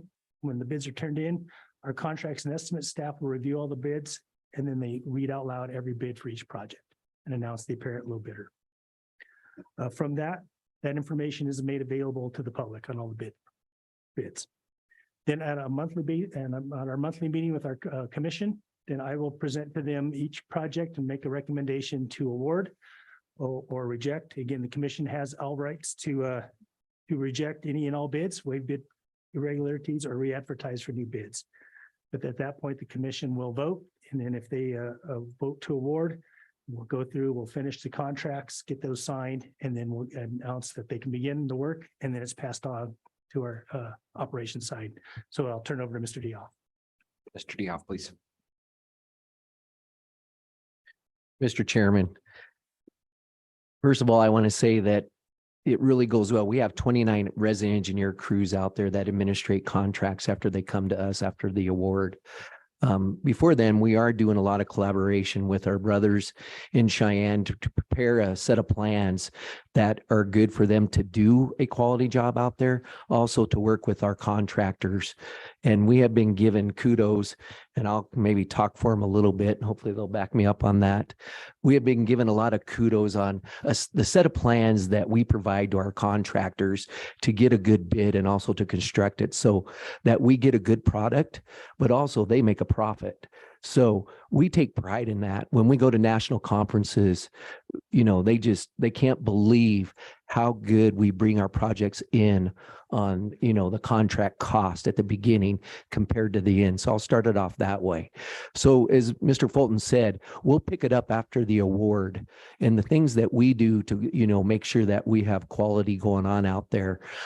Before the contractor bids on it, there is a pre-qual process for our contractors in order to receive a bid disc. And so that does go through our construction staff in Cheyenne. So there is a pre-qual process for contractors to bid on our projects. And I won't go too much into that. We do have a construction management system.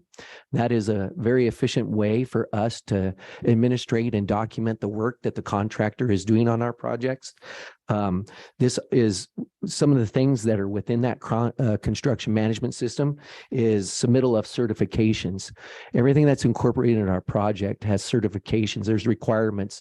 You need to certify the steel or the cement or the asphalt. So the gentlemen and ladies out there that, the contractors have to hand in certifications before they can get paid for the work that they did. There may be work that they did and they just haven't gotten the certs in. They don't get paid until they hand in that certification that they met the specs that we require. We do have consistent quality assurance pay factor calculations. So we do quality assurance checks. There is pay factors involved with that. So they are calculated. Not only is it a disincentive, but it's also an incentive. So you'll see that it goes both ways, which is great. Again, we work with the contractors on that and we do give incentives for that. And then we also, on our main, we do asphalt and within the asphalt, there's lime. We do calculations and checks on that because that's a good check to make sure we're getting a quality project. And then I want to go into the working groups. I can't tell you that the relationship that we have with the AGC is not helping us get a good quality project out there. We have a great relationship with them. We work with them on subcommittees that include structures, plant mix payment, traffic control, technology, and then also we did just set up a Wyoming construction collaboration program, i.e. known as partnering. Again, we just value the relationship that we have with the contractors to come up with great ideas on how to efficiently build something and get a good product at the end. Other things that we do is we do annual updates to our road and construction specification book. So again, we're looking ahead at the different types of materials and specifications that we require the contractor to do, work with them, and we try to keep those up to date and, try to do what's out there or modernize it. We also update our construction manual. We do contractor performance evaluations. At the end of a contract, the resident engineer does a contractor performance evaluation. Some of the things that we look at is, were you on schedule? Did you hand in certifications? Did you provide the right documentation? Traffic mobility. Did you have traffic control set up correctly? Did you react when traffic control was down? So there's certain things that they do get rated on. And then that's a direct correlation to their pre-qualification for future projects. We do have in our contracts liquidated damages for completion of work, but we also have incentives and disincentives on partial completions of work. So we do work with the contractors.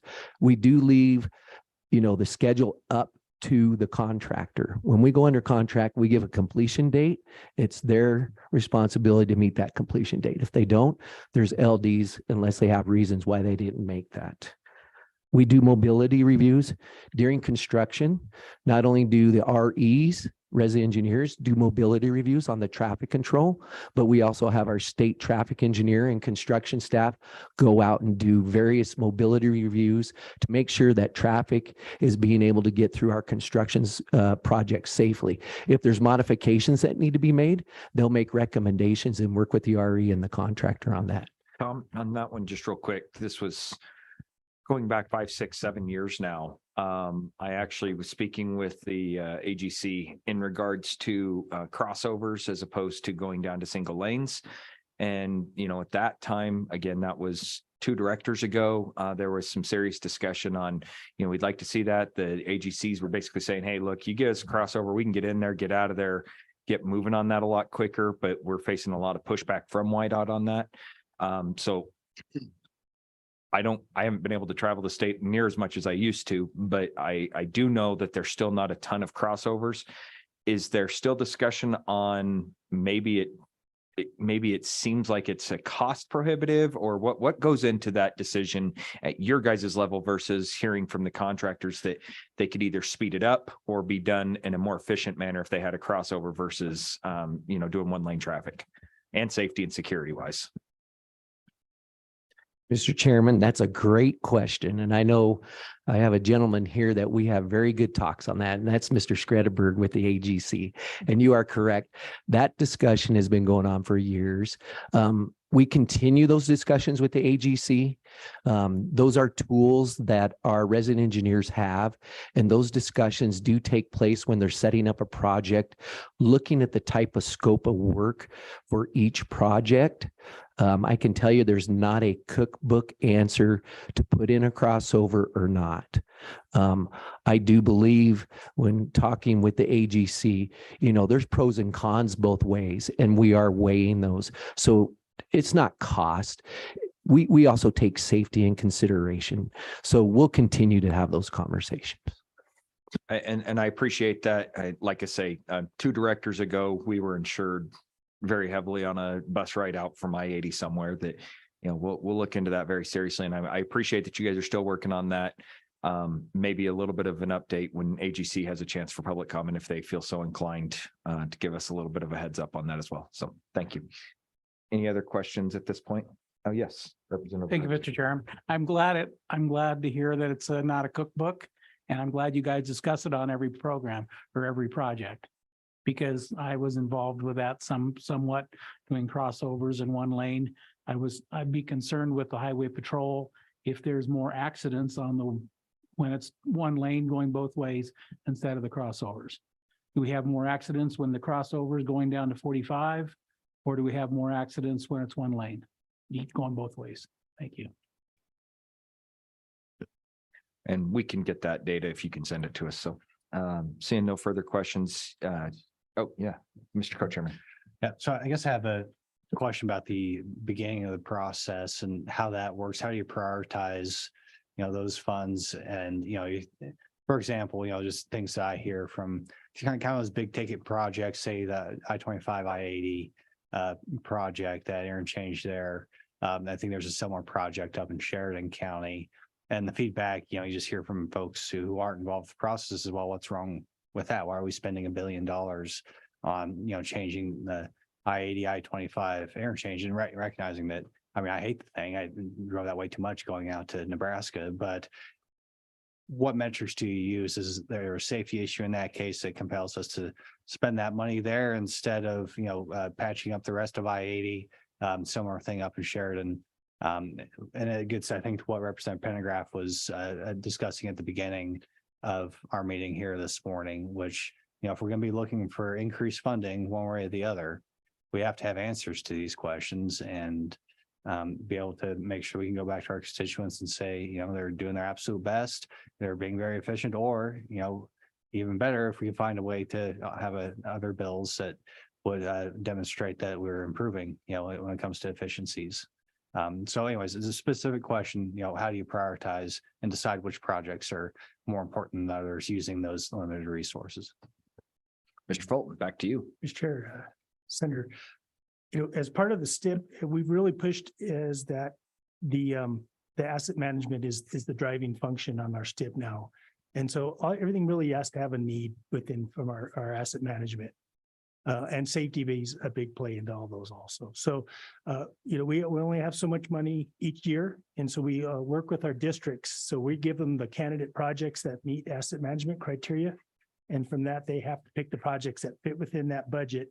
And then they're also looking at a lot of things as to, can I have the same contractor back to back to back on I-80 or things like that. So we try to space things out for traffic control reasons and safety, but really the priority is based on, how much funds do we have and the asset management work needed to address a need.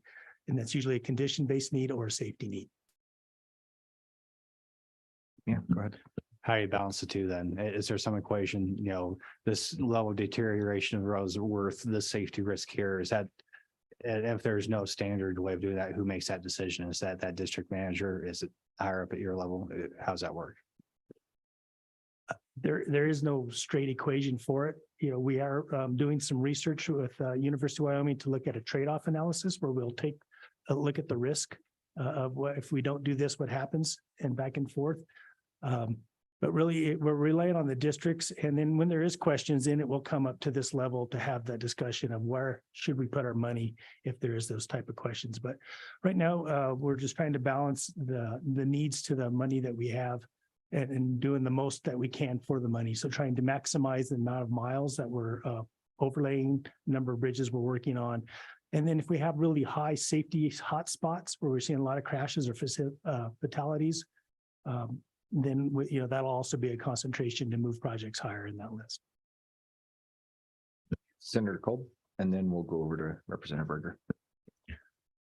Thank you, Mr. Chairman. I guess, Mr. Chairman, is this the right time to ask questions about bidding procedures? Okay. So my question comes down to is authority to execute change orders. And just what is the current procedure with that? I've got the documents in front of me here. I was witness to the last, I'll call it a mess, about how change orders were discussed in the Transportation Commission. So I assume these new things I'm looking at here is what came after that for changes in policy. This is an assumption. So I'd like to know if that changed. Secondarily, is the bid requirements when you go out to bid for a contract the same as they were? It was 200,000, if my recollection serves me correctly, for when you have to go out and acquire, put it out for bid. I'll start off with that question: is did that change? And then these new policies and procedures, are these new, or are these the existing ones? Mr. Gillette. Yeah, Mr. Chairman, sounds like we'll just move right into change orders and I did send you a presentation you should have in your packet that looks like that. And if I might, I would like to quickly go through there. Sure. And then we can certainly entertain questions. Yeah, this kind of all fits together, so I'm glad you're all up here. So, but I appreciate your ability to maneuver on the spot. Thank you. Certainly. And again, for time, I'll move through here probably pretty quickly. So first off, there's several things that we call change orders that mean the same thing. So we call them change orders. They're truly contract amendments. That's the way they're spelled out in our specifications. E61 is the form we write them on. So a lot of people call them E61s. But change orders, contract amendments, E61s all mean the same thing. So it's, I'm on page 2 here, I guess. And so it's just a written change to the contract. It can be initiated by YDOT or the contractor, and both have to agree and approve the change order. And then this would probably be a good time to kind of go through the hierarchy. And so out there on the ground, we have, as Tom mentioned, 29 resident engineers. They have construction crews. And on a project, you usually have a construction manager that works for that resident engineer. So they're usually the first ones to realize or be notified by the contractor that a change needs to take place. The resident engineer then works for the district construction engineer, and then the district construction engineer works for the district engineer. And the district engineer works for the assistant chief engineer, Tom, and then me. So that's kind of important because when we get to approvals, that's how change orders are approved. So moving on, I'm on page 4. There's also a verbal approval process. If we need to move out quickly on a change order, we can give a verbal on it. And then for a really emergency situation where there may be lives at stake, the engineer, in this case is the resident engineer, may issue a work directive, and the contractor goes to work right away and we work out the details later. Mr. Chairman. Yes. Mr. Gillette, does every change order have a figure on it, a cost? Or you said it was kind of going to get worked out later? Or do we know the change order cost at the very start of the project when the contract amendment is changed? Mr. Gillette. Mr. Chairman, Representative, Yes, standard practice would be for us to write the change order, get the approvals before the work begins. And most of the time that's done, of course, the price is agreed to and in there. Now, we do have a number of change orders where price isn't an issue. There's no cost. We even have change orders where money comes back to YDOT. So it can go either of those ways. I also would like to point out that the resident engineer is the author of all of our change orders. So the resident engineer writes the change order. Then moving over to page 7, the reasons for a contract amendment. I won't go through those, but those are right from our specification book and certainly covers 99% of our change orders. On page 8, cost verification methods, I think that's pretty important. But we have a very good idea of what the work costs out there. Our folks work with the contractor every day. And we document the work and then we pay once a month, a monthly estimate to that contractor. We document the amount of work done and we pay them. And so over time, we have a very good idea of what different items of work cost. We also have the average bid prices, which is an accumulation of work over several years that our contracts and estimates program in Cheyenne puts a book together that has an average cost on every bid item that we have. So the engineer, the resident engineer again, can consult with the designer if it's a design question or a change order. And of course, the resident engineer can review the contractor's prices with our contracts and estimates program. And they're the experts at figuring out what things cost. And then for the YDOT. And then, of course, lastly, generate labor, equipment, rental rate, and material estimates. Just like anybody else, we can call up suppliers. We can require invoices. We have equipment rental rate books for every year. So we have all those things at our disposal to justify a price on a change order.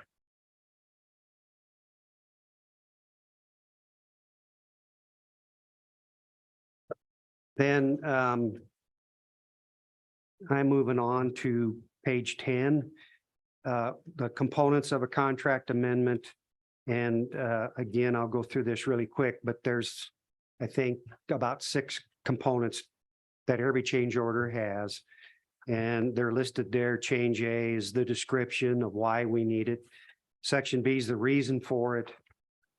Section C is how we're going to measure and pay for this change. Section D is the estimated change in cost of the project for the contract amendment. And section E is the contract time. And we always make a statement whether the time changes or not, or the completion date, whether or not it affects the time. And then section F, I'm going to spend a little time because I think that was your question, Mr. Chairman, or co-chair, is approvals of change orders. So the resident engineer, district construction engineer, district engineer, which is left out there, and contractor reviews and approves it by signing off on every change order. So there's 3 levels of YDOT review on every single change order, no matter what the cost is or the complexity. The resident engineer, the district construction engineer, and the district engineer. And then, of course, the contractor. Then going to that second bullet point, it says the district engineer is the first level of approval. I would say that could be better worded by saying the district engineer approves all contract amendments, no matter the size, complexities I said. So when we say the first level approval, it's all, they approve all change orders. And then depending on the cost of the change order, and that's where the next level, the assistant chief engineer comes into play. And then if it costs at a greater amount, then I come into play. And that's where I would like to go to our spending authority and monetary limits that you should all have that I sent out. And for change orders, if you go to page 2, up towards the top under C, it says contract amendments for construction projects under contract. And there you'll see the limitations up from the district engineer up through now the director. So again, the district engineer is good for a change order up to $100,000 on a $10 million or less contract, and you can go up to 150 on a larger contract. And then the assistant chief engineer is 150,000 and then 200,000 for over 10 million. And then the chief engineer is can approve up to 1 million regardless of the contract amount. And then the note there, the chief engineer has to notify the commission when an individual contract amendment exceeds 500,000. So if I approve a change order of 500,000 or more, I take that to the next commission meeting and update them on that. And then number 4 there, anything over $1 million, the director has to approve. Then we added another section to this policy, and it's D, and it's for discretionary grant projects, because there's a difference between discretionary grant projects and our formula projects. And so it says when action is needed to best utilize any unused funds, the following limits apply. And so anytime we do a change order for a discretionary grant funded project to utilize any unused funds within that grant, the chief engineer has to sign that change order, and the chief engineer can do that up to $1 million.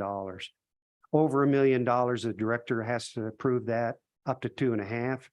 And then anything over 2.5 million, the Transportation Commission has to approve that. And that's our policy on monetary limits for change orders. Representative Berger, I did not forget you, but we are going to finish off here. Senator Culp, did you want to ask a follow-up? I did, Mr. Chairman. So specifically, I was asking, I didn't get it answered, is what is the amount of money necessary to go out for a bid for a YDOT project? What is the break point for, is it 200,000? I mean, I want to answer my own question here, but. Yeah, I think in the statutes, there is a large paragraph that, at least in my opinion, depicts when we decide to go to contract, when we decide our own internal forces can do the work, and then there's an emergency clause in there. And I believe it's $275,000. If the work is going to amount to more than that, then we are supposed to go out to contract for that. Follow up. Okay. So now we have a situation that I can witnessed that you informed the commission after the fact. So I don't know what they could do about it after the fact anyway, once they got told something needed to be expended. You know, they're just told. So I don't see, as management wise, they have any input in that. It's just, I mean, being told something is, yeah, I don't know. Doesn't seem very useful if you're a commission and you're in charge of knowing what's going on, in fact, with YDOT and bigger issues, public perception. Okay, they go and read what you publish for whatever the correct 275,000 is, say the threshold for going out for bid. Then you approve $1 million change order, or says it's call it $1 million change order, and they go, well, why didn't they go out to bid? And you've got a bunch of sub rules that allow you to do that. In fact, in many cases, without the commission being told about it until after it happened. So I think the public, there's a perception issue because you get calls, people saying, well, why did this happen? It looks bad. And I'm not accusing anybody of doing something bad. I am saying it looks bad to the public. And is there anything that we can do to make that more transparent? So, or maybe modify your rules on your front page. I don't know. It's your department, but what do you think we can do to make the public more understand what's going on with these project bids when they see these massive change orders come out, seemingly, of course, without a bid attached to them, and they think something is going on? So I'd like to try to improve that with public perception. And I'm looking for suggestions with WYDOT, you folks who know the most about this. Thank you, Mr. Chairman. Mr. Gillette, you can respond if you'd like. Yeah, Mr. Chairman, and Senator. Yeah, there's a difference there. And the difference is that when a need is out there on the road and needs to be fixed, then that's where the 275,000 comes into play as to how we repair that road. So when it comes to a change order is when there's a need on a project that's already let to contract, and something happens out there unforeseen, a slide or something like that, or just maybe an error in the plans, then that's what constitutes a change order. And so what you do is you administer a change to a contract that's already been let to repair that road. So in trying to be more transparent with the public, I guess just maybe more education on that difference. But I would be more than happy to come out to anywhere in Wyoming and talk this with folks that, that have questions for you or are bugging you about it. Okay. Representative Berger, did you still have a question from, okay, please. I did, Mr. Chairman, and it's back to the previous subject of prioritizing. My question was, is it safe to say that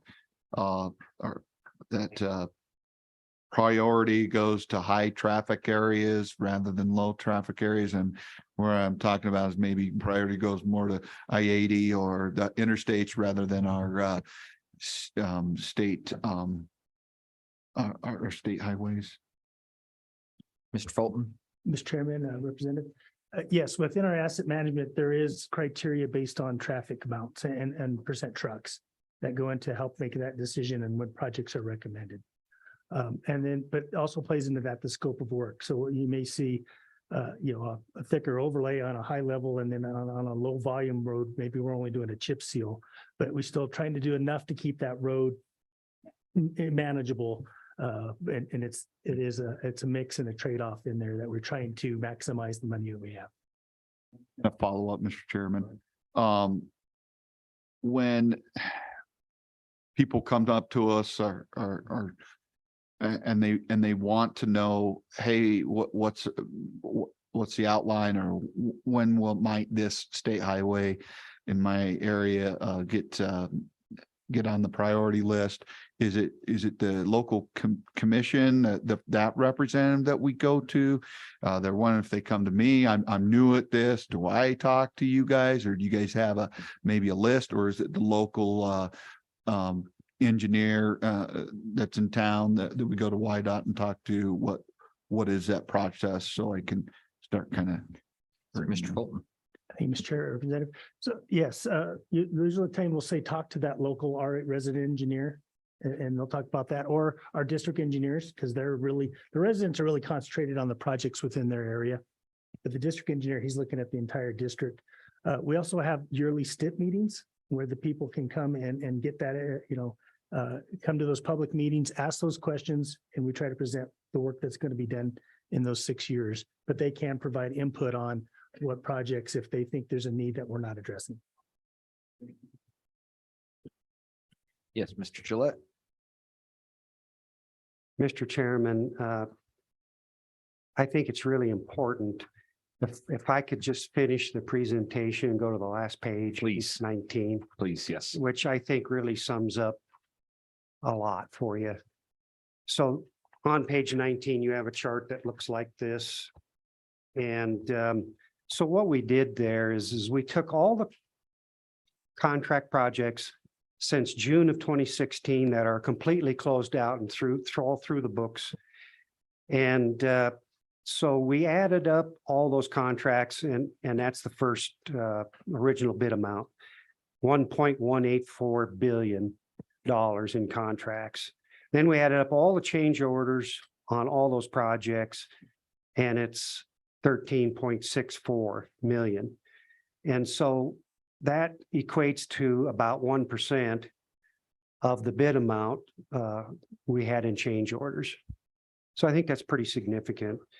And then the number 3 over there, original bid amount plus change orders is 1.198 billion. That's still less than the original bid amount. So what we actually paid the contractors plus all the change orders we've done comes out to be less than You're one column off. Oh, okay. I'm sorry. Yeah, I'm off one column. So the third column's the bid amount plus change orders added together. Then the final pay amount, including change order costs. So what we paid the contractors over all those projects, plus all the change orders, is still less than what the bid amount was on all those projects. And then probably another key factor here is the next column over, percent of original bid paid. So even including change orders, we're still at 98.85% of what was bid. So what this shows to me that even with the change orders, YDOT projects still come in slightly under budget. And I'll end the presentation there. Okay, committee, any questions for Mr. Gillette and or Mr. Fulton as they've been kind of tag teaming this portion here? Okay. Thank you so much there. No questions there. I believe we have one more section, if I'm correct. Mr. Chairman, yes, thank you. And The YDOT University, is that right? yeah, and I'll bring Mr. Rossetti up, and while he's coming up, just I guess and Senator Pappas and Representative O'Hearn as the liaison to the commission can probably attest. We're discussing this at the commission level with the agency to try to refine that commission oversight and the commission transparency. And so I guess asking for a little grace and giving me time to work through some more of that. I'd appreciate that. And with that, Mr. Chairman, going into the next question of, how do we manage careers and, the internal versus external conversation in the YDOT, we'll turn it over to Taylor. Mr. Rossetti, please. Thank you, Mr. Chairman. Really briefly, I did want to again refresh the committee's memory and make you guys aware that we do fall underneath the State of Wyoming personnel rules as well as the compensation policy that's established by the Department of Administration and Information Human Resource Division. So when it comes to how we classify positions, the pay ranges for those positions and stuff, we play underneath the same rules that are established by the Human Resource Division.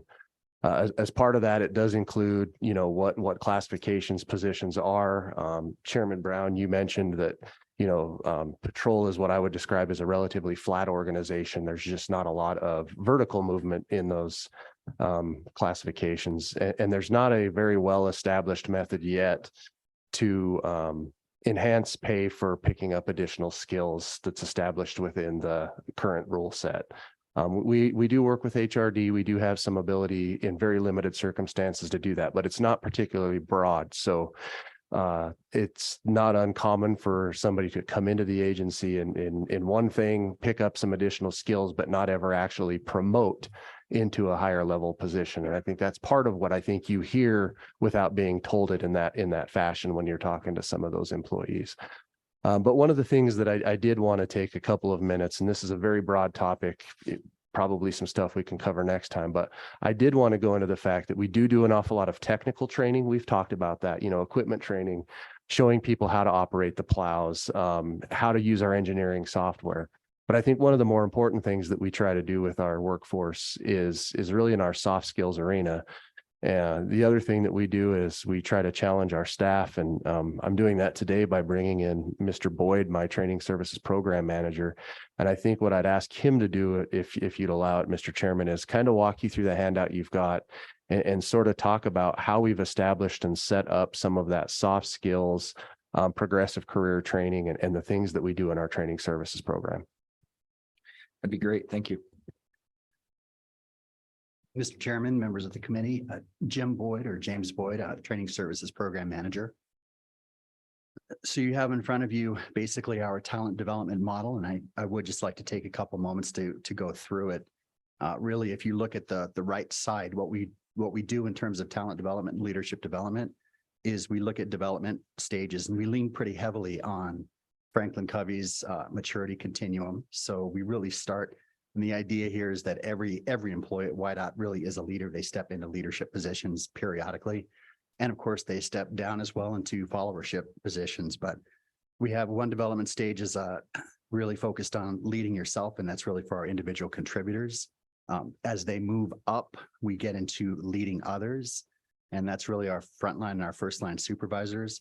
And then, of course, if they have desires to continue moving up into program manager positions, district engineers, even senior leadership, we look at that around leading agencies.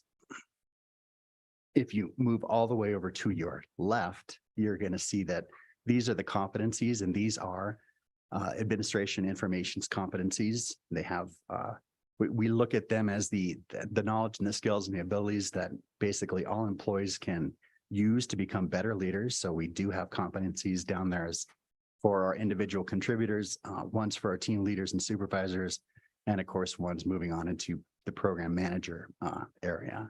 And then the two columns here in the middle, we do assign training for employees, and we do have open or what we call recommended training.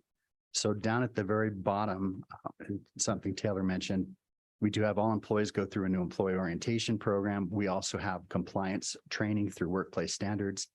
And we are working with vocational families such as traffic, construction, maintenance to identify some of the technical or vocational training that would be beneficial for them. Really, the idea there is that when there are opportunities to move up, they are best prepared to go ahead and take on those opportunities.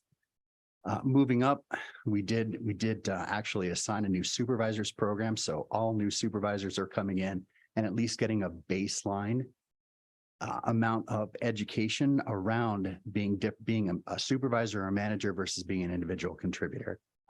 Along the lines of our open training, the other column, really the thing that I would focus on is down at the very bottom. It's our IDP tool. We call that our individual development plan. And that's really an opportunity. And we encourage employees to work with their supervisors to come up with their career trajectory, where they see themselves in 3 to 5 years. How do they connect with other WYDOT employees, people outside of WYDOT? What formal learning opportunities can they do? So WYDOT University is really focused on making sure that we provide plenty of opportunities for employees, no matter what stage of their career they're in. And with that, I'll open that up to any questions. Committee, any questions for Mr. Boyd? Seeing none.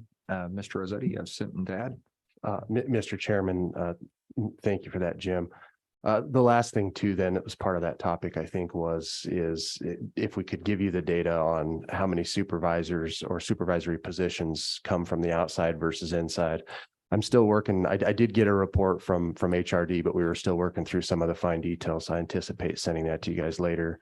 But I would say the system is really designed to try to set our internal candidates up to be the best candidates for those positions.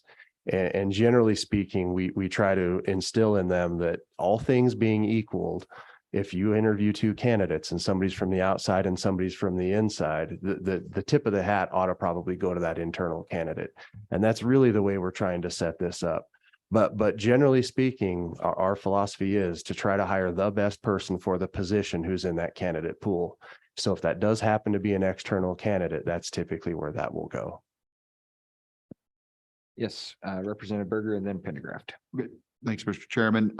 We talk about recruitment into YDOT. This seems to me helping with retaining. How's that working for you as far as retaining our people and keeping them in YDOT? Mr. Rossetti or Boyd? Mr. Chairman and Representative Berger, we do believe that this is a part of that retention tool. And I do believe as we talk through people, and it's one of the drivers behind that top tier, which is that Y lead, that's trying to add that extra level there for people who've been in the agency for a long time. It's trying to give them another way to have some career development and some personal development as a tool to try to keep them within the agency. We just kicked off the inaugural class of that in March.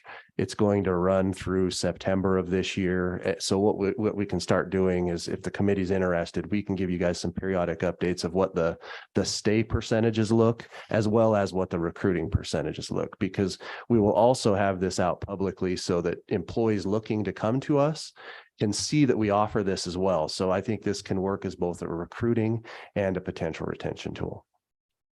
Follow up?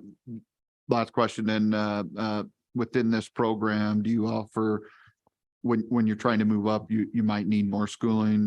Does the department offer tuition reimbursement for those employees that want to seek? Mr. Chairman and Representative Berger, we do have a program. It's been recently revamped. It's kind of a competitive program. People do apply to us. But we pay for specific Excel super class, if that's the skill you want, or we've even paid for an associate's or a bachelor's degree. Those are reimbursement programs. So somebody would apply to us. If they're awarded that, then when they're done and they pass, depending on their grade, they receive a reimbursement back for part of that tuition. So we do offer that as a benefit at YDOT. Just out of curiosity, Mr. Rossetti, is that out of state funds? Is that something that you guys are able to do with federal funds? How does that work out? And the reason I'm asking is that seems like a competitive advantage for one agency over some others. And if that's something that other agencies could be looking at doing, I think we should be cross collaborating with that as well. So. Mr. Chairman, we work that through with our commission during our budgeting process. They've agreed to set aside those funds for us to utilize. Perfect. Thank you. Representative Pendergraft. Thank you, Mr. Chairman. Mr. Rossetti, I was asked a question by one of my constituents that I couldn't answer, and I'm quite sure that you would do a wonderful job of it, and you can teach me at the same time. We had a director resign. We have an interim director at this point. What is the process now working toward a permanent director? Mr. Rossetti, please. Mr. Chairman, Representative Pendergraft, you give me a lot of credit. I appreciate that. I believe that there's a statutory requirement that the commission be involved in that, and the commission forwards names to the governor. The governor makes an appointment, and then the Senate will confirm that appointment during the next session. We did go through that process to get Darren on board as the interim. The commission is working through a competitive recruitment process now that's about to hit the street. I believe based on their timelines and working through the fundamentals of that, basically with the governor's office, they'd like to have that on the street by the end of this month, get applicants through next month, and hopefully have the additional names selected and forwarded to the governor by July. So that's kind of where we're at. Again, the governor then would pick from those three names, likely do some interviews, and then make a permanent selection from there. Okay. Any further questions for Mr. Rossetti and or Mr. Boyd? Seeing none. Thank you very much, gentlemen. Director? Mr. Chairman, I just had some efficiencies, but with time, I just had some notes I was going to talk about them. I'll put them in a memo form and send them your way. That'd be great. Thank you. Yep, that'll work. Any further questions for YDOT at this point before we open up public comment? Okay. Thank you, gentlemen. Much appreciated. Been a long day for you guys. Thank you so much. Director, you did a great job being in front of a new committee. Public comment, please, for public comment, come up and fill the chairs, just for time's sake. So if you fill up and feel free to. Oh, I do have the Contractors Association that was supposed to be up here. Yes. I don't know if I'm white out adjacent or not. You know what? You know what? You can stay sitting. You're okay. Yep. But, Dan, I'm supposed to give you a hazing, before you even start. So consider that your hazing. Mr. Chairman, members of the committee, Dan Benford, Executive Director of AGC of Wyoming. If that surprises you, I'm sorry. It moved quickly. I do have all my experts with me today. In the interest of time, we can bring them up and you guys can ask them questions on anything YDOT just presented. I would say generally speaking, Mr. Dehoff told it correctly. We do have a pretty good working relationship with them. When we have asked for them to listen to us, they tend to listen. And then we get into working groups and our committees. If you have specific questions, though, I am going to turn those over because Director Westby has 9 weeks in. I have 9 days in. So I will phone my friends quickly. Committee, any questions for Associated General Contractors? Mr. Benford and or Mr. Skretterberg back there, he's been itching to get up here all day. No, okay. Yes, co-chairman. Yeah, so the point of this topic is, like we said, I said before, is finding any efficiencies, ways we could do business a little bit better. And that's why we have not just the agency, but other groups in the private sector that interact with them on a regular basis. So I guess the question I have is what could we be doing better? What could YDOT be more efficient at? And if you have any suggestions specifically for the committee, now's the time. Mr. Chairman, I'm going to bring up Mr. Skretterberg and Mr. Tystad for that. Okay. Gentlemen, welcome. You just please introduce yourselves for the record. And I agree, this is a good conversation. This would be probably the best time is the first meeting. And if there's something in particular and something you can pinpoint that could really help the committee in formulating new legislation or working with the department, this would be the time. So. Yes, Mr. Chairman, my name is Jason Tystad. I'm the branch manager for SNS Builders in Gillette. Out of the structures working group, which I sit on, we discuss specifications. We're discussing material shortages, workforce shortages. And out of that this year, we came up with new technologies that are on the market, which are electronic robotic hammers, hydrodemo robots as well. And we demonstrated those on YDOT projects this year. And those are, we really appreciate YDOT looking into those and agreeing to look at those because those are going to help us deliver projects more efficiently. Ernie? Good to see you, sir. You too. Thank you, Chairman Brown and members of the committee. It's good to see you here, but I know that we're all anxious to get on the road. But I did want to follow up on one of the items that Chairman Brown brought up. That was the issue of building crossovers for construction projects on I-80. Several of you on the committee today, I believe, participated in a on-site tour that we conducted. I believe it was in late summer, early fall of 2021, where that very same topic came up. When Mr. Dehoff was making his comments, he made the statement that he and I have had very direct and candid conversations about what we feel are the need to build crossovers on work on I-80. And part of that excellent relationship we have with YDOT leads itself to those type of open, frank, and candid conversations. As a business owner, a contractor engaged in the heavy highway industry in the state of Wyoming, I understand and we're cognizant of the fact that every project on an I-80 cannot be built utilizing crossovers. However, it is my personal belief, and I think I can say this with a good deal of certainty for industry represented here today. I-80 is, as we all know, it's a different animal. The projects of any degree, of any magnitude, which basically all of I-80 requires now, it seems, because we're way beyond that maintenance curve. In my opinion, absolutely, they need to be built, constructed, utilizing crossovers. It leads to efficiencies. Economically, it's a cheaper process. You're not having to hopscotch your crews back and forth from lane to lane during the construction process. The traffic is away from the construction zone. That means my people have a degree of safety working on that project, and the quality is so much better.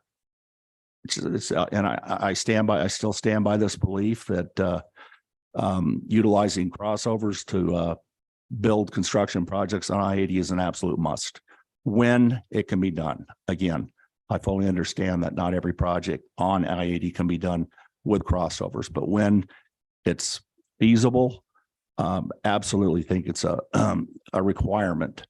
As a matter of fact, to the degree that as a business owner in the state of Wyoming engaged in the public bidding process for Wyoming DOT projects, if there is a project on I-80 that we are interested in that does not have crossover set up to construct the project, we will not bid on that project. Thank you. Ernie, thank you so much. My question directly to you is, and I asked this specifically of YDOT, so I'll ask you, when you start looking at that and you say you're not willing to do those particular projects, and then those get set off to X amount of other contractors that are willing to do those, is it strictly based on the money? Is it based on the size of the project? It's not worth it for your teams to mobilize into that area? Or is it the safety and security of your team? What is into the point of you guys just flat out rejecting those types of bids now? Our position, my position as a business owner, remains the same. It is a safety issue. I owe it to my people not to put them in that type of situation. Sir? Bradley Olson. I'm Vice President of Octodal Construction. I was brought in to talk about several different topics if you had them. The main one was the contractor's perspective of change orders. So if there's anything there that somebody wishes to ask, I can answer. Yeah, I would just say from the committee's perspective, as both chairman, co-chairman and I have mentioned, if you guys have recommendations and or thoughts, processes that could be more efficient for the state, save time, money, whatever that case may be when it's looking at those change orders and specific, this would be the time to let us know in case there's anything we can do for it. We'd like the time to work on it. Okay, I appreciate that, Mr. Chairman.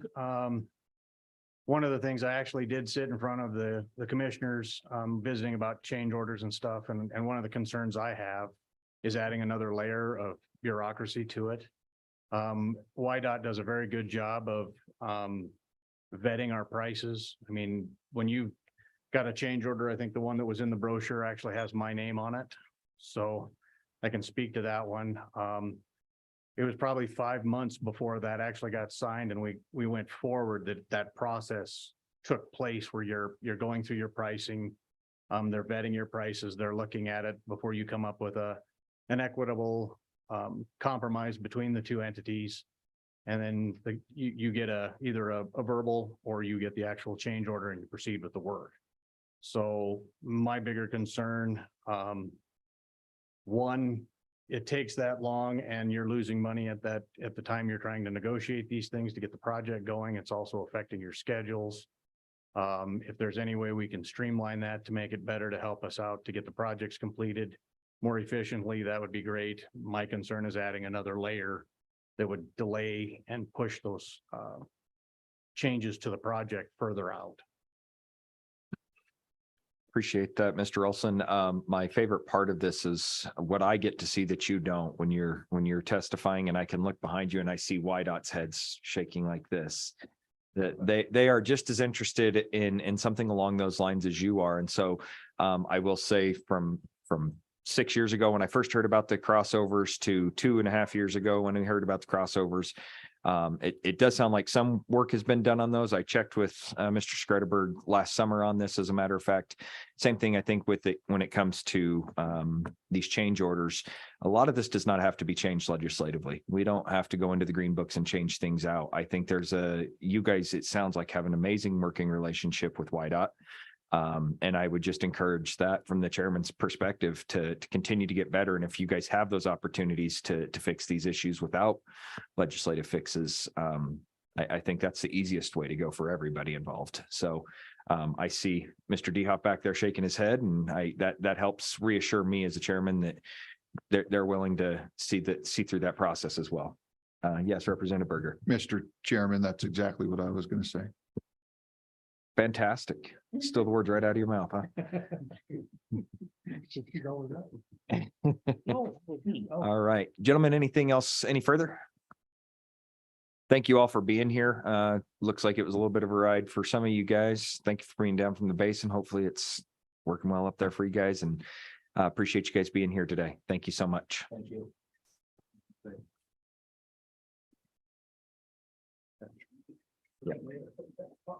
Sheila, I've got the Trucking Association up last, and then we will move. No, I jumped the gun, but please take a seat, and then Sheila we'll actually hear from her first. So. No, that's my fault. I jumped way ahead of myself in opening up public comment, but Sheila, please. Mr. Chairman, members of the committee, Sheila Furch, Wyoming Trucking Association. We too have a really good working relationship with both YDOT and Wyoming Highway Patrol. They're very receptive when we bring them issues. Do we always agree? No, but they're very willing to sit down and talk to us. We can bring our issues to them. They can tell us why it's done the way it's done. We can make suggestions on how it could be done a little bit differently. So they're very receptive, and we've had that relationship for years and years and years, and we're appreciative of that. Excuse me. In fact, just this week, I've had 2 different conversations with members of the patrol about issues that are going on in certain areas of the state. And we're planning to put together a stakeholders meeting to talk about those issues and to try to see what we can get changed, or at least a better of understanding on why things are happening the way they're happening. So very positive relationship that direction. When I initially got the agenda and I reached out to my members and asked them for input on specific issues, most of the issues that were brought to my attention are so individualized that it's just going to be a matter of us working together with YDOT or Patrol. It's not going to take legislation. And if it does, then we'll be happy to come back to you individually or as a committee and talk to you about it. But there's nothing on the horizon right now that we can see that needs changed. I do want to just end my comments a little bit. I think one of the biggest frustrations my members have had over the last few years is just the length of time that it takes to get rules and regulations done at that level. We waited for a couple of years for towing regulations to get done. We've waited for several years for size and weight regulations, and they're still not done. So that part is a frustration. They know that. I'm asking them all the time, hey, what about the Gold Book? Hey, what about the towing regs? So they know that. And I know that there are different levels that those regulations have to go through, but it has taken an inordinate amount of time. And that's a frustration for my carriers that rely on those updated rules and regulations. Excellent. Thank you for that feedback. Committee, any questions, comments for Ms. Furch? And Darren, Mr. Director Respi, this way over here. I would just emphasize that I appreciate the working relationships and coming in after 9 weeks. I'm sure you've heard from Ms. Furch already. You know, one of the things that I have seen, and I don't like doing it, is having to rehash and say thou shalt in a piece of session law. It's not fun. So just appreciate the feedback, and hopefully we can do some implementing of the changes that we need to. Okay, thank you. Mr. Willix, Commissioner, you've waited so patiently. Oh, thank you, Mr. Chairman. My apologies. So a couple of things. Jim Willix, Transportation Commission member for 3 months. And I wanted, with Sheila just up here, we went to the Truckers Association convention in Sheridan for our May meeting and met with the Truckers Association. And there was a session where the director got to go up front and phone about 6 friends to answer all the questions, but really open and frank discussion about some stuff that was really, so I echo what Sheila said. It was valuable as commission members, but a lot of the crew was YDOTs there.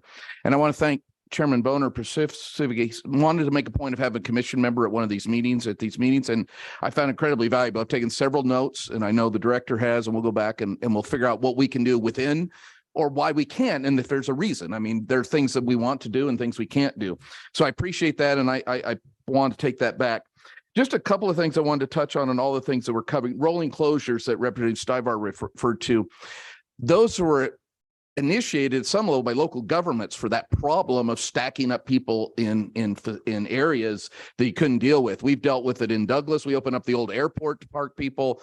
We just run a hotel room. So I think it's been incredibly successful, incredibly valuable when you added the local transportation program to it. I signed up for it. I got lots of alerts. I accidentally signed up for I-80.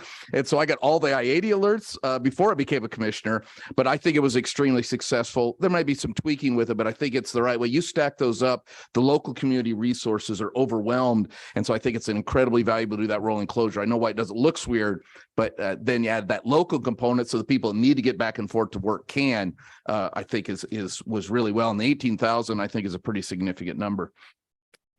I heard a member of the legislature complain about a project they saw happening in their community this session.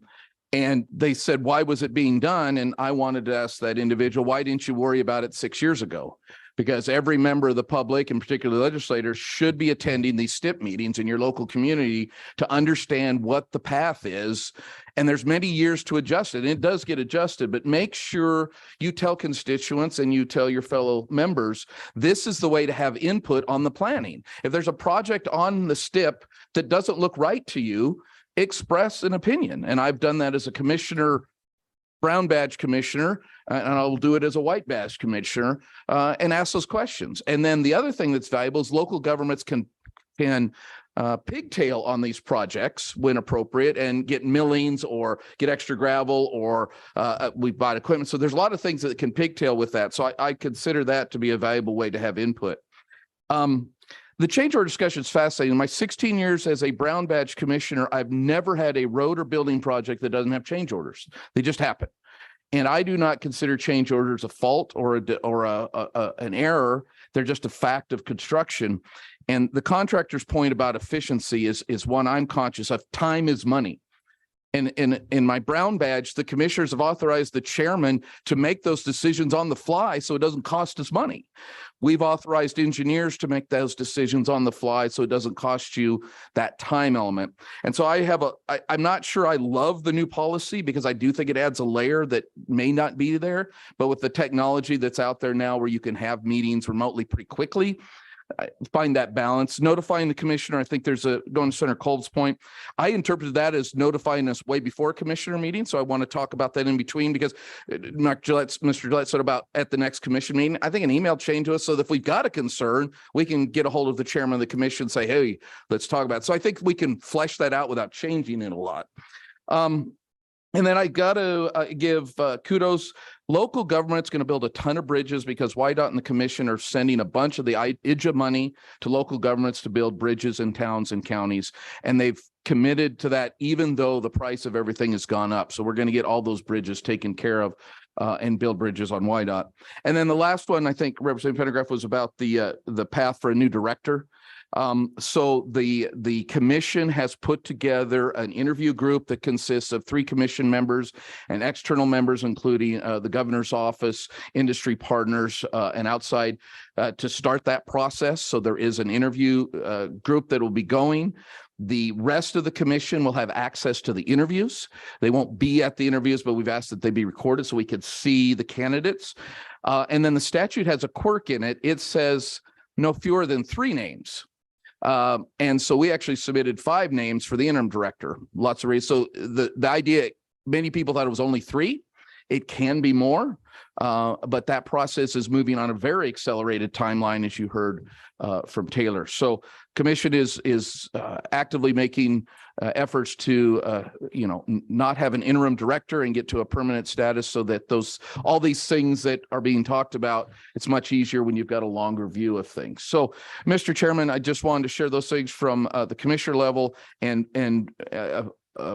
tell you that I will encourage other commissioners to attend these meetings, either individually or collectively, so that this feedback is valuable. I want to thank the two representatives that have been here. Representative Her and Senator Pappas have been to the couple of meetings that I've been at, and it's, I think, been good for them to hear some stuff. We've had some good discussion. So with that, Mr. Chairman, thank you for coming to Douglas this week. Committee, any questions for Commissioner Willicks? Thank you for driving all the way down here. I know that's a rough drive. The per diem I got to turn in is going to be pretty tough. We figured I get $2.73 of mileage. So thank you, Mr. Chairman. Thank you so much. Any further public testimony? Nobody wants to talk. All right. So with that, we'll close public comment on this. We have no further committee directives unless anybody has anything directly. LSO, do you have everything you need from us? Yes. Yes, and I think, just want to double check, make sure that, this is opportunity to get bill drafts going. Committee, I heard, some discussion this morning about, making sure that we, are being as efficient as possible with taxpayer dollars with the Wyoming Department of Transportation. Pretty big topic, pretty large agency, certainly in terms of personnel and also in terms of budgets. So I just wanted to, I know it's Friday. I know it's like apparently there's like a holiday coming up or something, which I've never, I still have to work, but I think this is an important topic. We shouldn't just rush out of here. So I just want to make sure that, if anybody has any solutions, I know it's easy to complain, especially about stuff that has a high impact on the public like road construction, road closures, stuff like that. But now's the time to offer solutions. So I just want to make sure that if any committee members have any ideas, now's the time to offer it.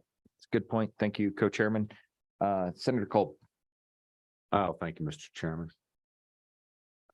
Somebody in the hall has an idea. But on the note of efficiencies, it seems to me, I mean, I just put some thought to this, is possibly we could consider hiring an outside consulting group to evaluate the efficiencies of WYDOT and have a different look at it. This is really hard. I heard the contractor associations over here. I mean, frankly, in a lot of ways, what can they say? So I think it's difficult to get an outside perspective without bringing in one. So I don't know if anybody has an appetite for that. And I hadn't spoken to anyone before this, but I don't know how we're going to evaluate efficiencies without knowing more than we know. And we're just a part-time legislative body. We're not full-time.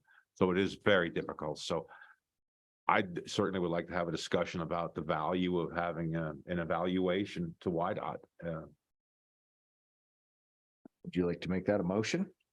Have a bill draft brought forward? I would make that motion for a bill draft to evaluate an outside consulting firm, if that's the right word for this, to review and analyze the efficiencies of WYDOT. Second. Seconded from Representative Pendergraft. Any discussion? So I will say my piece, I have certainly known the AGC to get a hold of my ear when something has happened. I certainly agree. It's tough to get we're sitting in the same public room and they're all sitting at each other. And of course, they're not going to badmouth the person that's paying the bills, right? So, but I certainly have heard from plenty of members of AGC and AGC themselves directly that if there is a massive issue, we hear from them directly, and there's very little concern on that. One of the notes that I did write down, I just didn't say, is I actually hear really good news coming out of both sides of this argument. What was nice on this change order topic is I hear from Mr. Dehoff and Mr. Gillette and everybody else that, we've got this process in place. And then I hear from AGC saying, yeah, but you guys need to speed it up. And we're all just trying to come to a better compromise. And what I'm hearing out of this is our state agency is doing the best bang for their dollar. And we're still trying to keep Wyoming companies employed, and we're still trying to do this and get the best bang for our tax dollar. And seeing the numbers that come in, even though we have extra change orders come in, seeing those underneath that 100% mark is a testament not only to WYDOT's work on this, but also to our general contractors for working their butts off to get our construction process done. So, Representative Pendergraft. Yeah, thank you, Mr. Chairman. I think to the members of WYDOT and the leadership of that, this could be to your benefit. It's easy to go out and say, hey, we're doing a great job. And if indeed you are, and somebody comes in, and I wouldn't want to spend any great sums of money on this. If somebody else come in and at least take a cursory look at it from a third person's perspective and say, yeah, they're doing a great job. That relieves you of having to blow your own horn. Yes, Senator Furphy. Thank you, Mr. Chairman. I'm going to be a no vote on this. I think our dollars can be used more effectively to increase salaries and to try to attract more employees. When I talk to the employees, they're working very hard and they're trying their best. So to spend dollars on outside consultants makes no sense to me. We need to take care of our own employees and help them as much as we can. Thank you, Mr. Chairman. Committee, any further discussion? Yes, Senator Cole. I'd just like to add, this is just a preliminary request Yeah. for a bill draft. I don't obviously even know the number of the cost of said evaluation. And frankly, I'll state for the record that if it's too high, I won't support it. But for right now, I'd certainly like to find out what that number is and at least have a conversation about it. Thank you, Mr. Chairman. You bet. Committee. Representative Berger. Yeah, thanks, Mr. Chairman. And I just I agree there with Senator Cole, but yet also agree with Senator or Representative Pendergraft. It almost gives us another opportunity to advocate for our department and the people on the ground that are working for us. And, you know, I just want to continue to prove to everybody that, yeah, we can advocate for these people and we don't need to, if it comes out in a positive way, which I think it would anyways. Well, at this point, like to say, as every other bill draft we've talked, this is absolutely just nothing more than a bill draft request. We'll talk about this more in depth on the next one. So with that being said, all those in favor of the bill draft, please say aye. Aye. All those opposed? No. That passes. All right. Committee, any further directives? Yes, co-chairman. Okay, we'll try this one out. If there's nothing else, I just, it seems in recent years, there's been quite a bit of turnover of directors.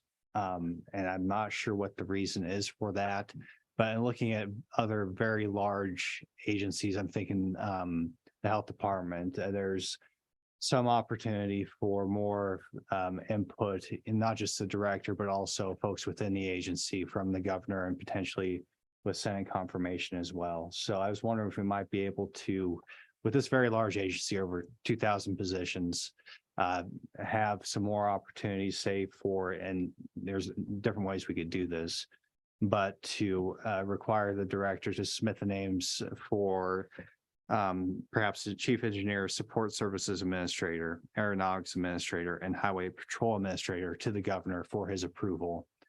And with Senate confirmation as well of those 4 positions within the agency to ensure that there is enhanced ability for elected officials to affect the culture of YDOT. Similar concept, I think, to what we've already said. I think we're in good shape now. Don't get me wrong on that, but I think that would also help enhance from a structural perspective, a little bit more citizen input into the agency itself, which is massive in terms of personnel and budget. So I suppose I'll make that motion if that's clear as well, Mr. Chairman. So there's a motion to, and we can clarify this with LSO with what the positions would be. But there's a motion to have a certain level of administrators, certain number of administrators to be advice and consent of the Senate before they're actually held into position, similar to that of what we do with the directorships. Do I have a second? Okay, second, any discussion? Okay, I'll say my piece. I certainly understand what you're saying, Mr. Chairman. I do worry. Well, I won't say I worry. I do know after being in the executive branch and those level of positions, those are not typically hired without level of consent with the governor as well. Those types of positions, I can tell you, I witnessed one of those positions be fired when I was at the Department of Environmental Quality, and it was cleared through the governor's office before that actually took place.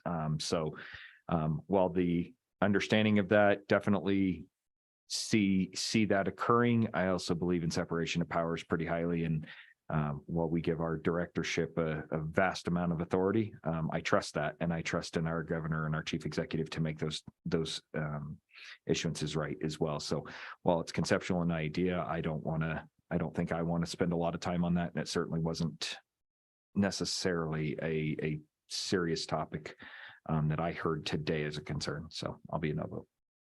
Anybody else? Yeah.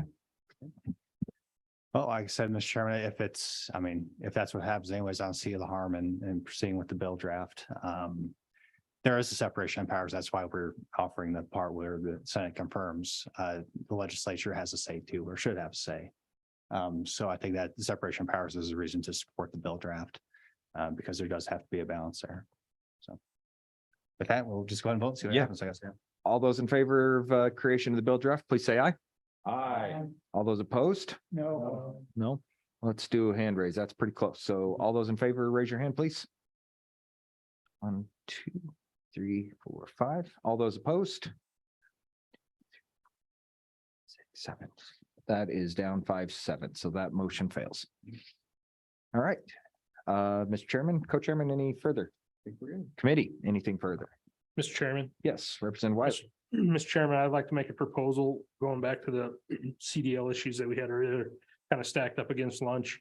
And I would like to draft some kind of legislation to where as long as we can retain our medical card within that 5-year period, that we don't have to have the requirement in there to retake the written or driving part of the test. Okay, so that was motion by Wiley, seconded by Smith. Committee, any discussion on that one? That one's pretty straightforward, I think. Seemed like pretty common sense. So all those in favor? Oh, yes, Senator Kolb. I'd like to discuss an amendment to that motion. In so much as that we just make the ability to renew concurrent with your CDL. So if your CDL is 5 years, because the issue is going to be is what part of that 5-year period you're in when, say, you didn't get it renewed for your medical card. So if we just made it concurrent with said CDL that you have, so you have up to 5 years in total, let's just say, if that ever happened, to renew or not renew, then at your end of the point in time of your CDL actually expiring, then, you know, that's the end of your ability to get your medical card renewed. It would basically simplify it and just say one ends with the other. Yeah. So I think that's a friendly amendment to, and I think that clarifies more than the actually amending. LSO staff, you guys got that? Does that make sense? Okay. So instead of motioning an amendment and doing all that, we'll just take that as a friendly. All those in favor of the bill draft proposal for CDLs? Aye. Aye. All those opposed, no? Okay. Wiley, don't fall out of the chair back there. Were you that excited? Yeah. All right. Committee, anything further? Thank you, committee members, for 2 long and hard days worked. Thank you, YDOT, for a very long day. A lot of testimony here today. Thank you, everybody in the public, for being here. LSO, thank you. Talise, especially thank you, and a happy belated birthday on this side again. So Sing happy birthday. no, we will not. We will not. And then also PBS, thank you for being here and helping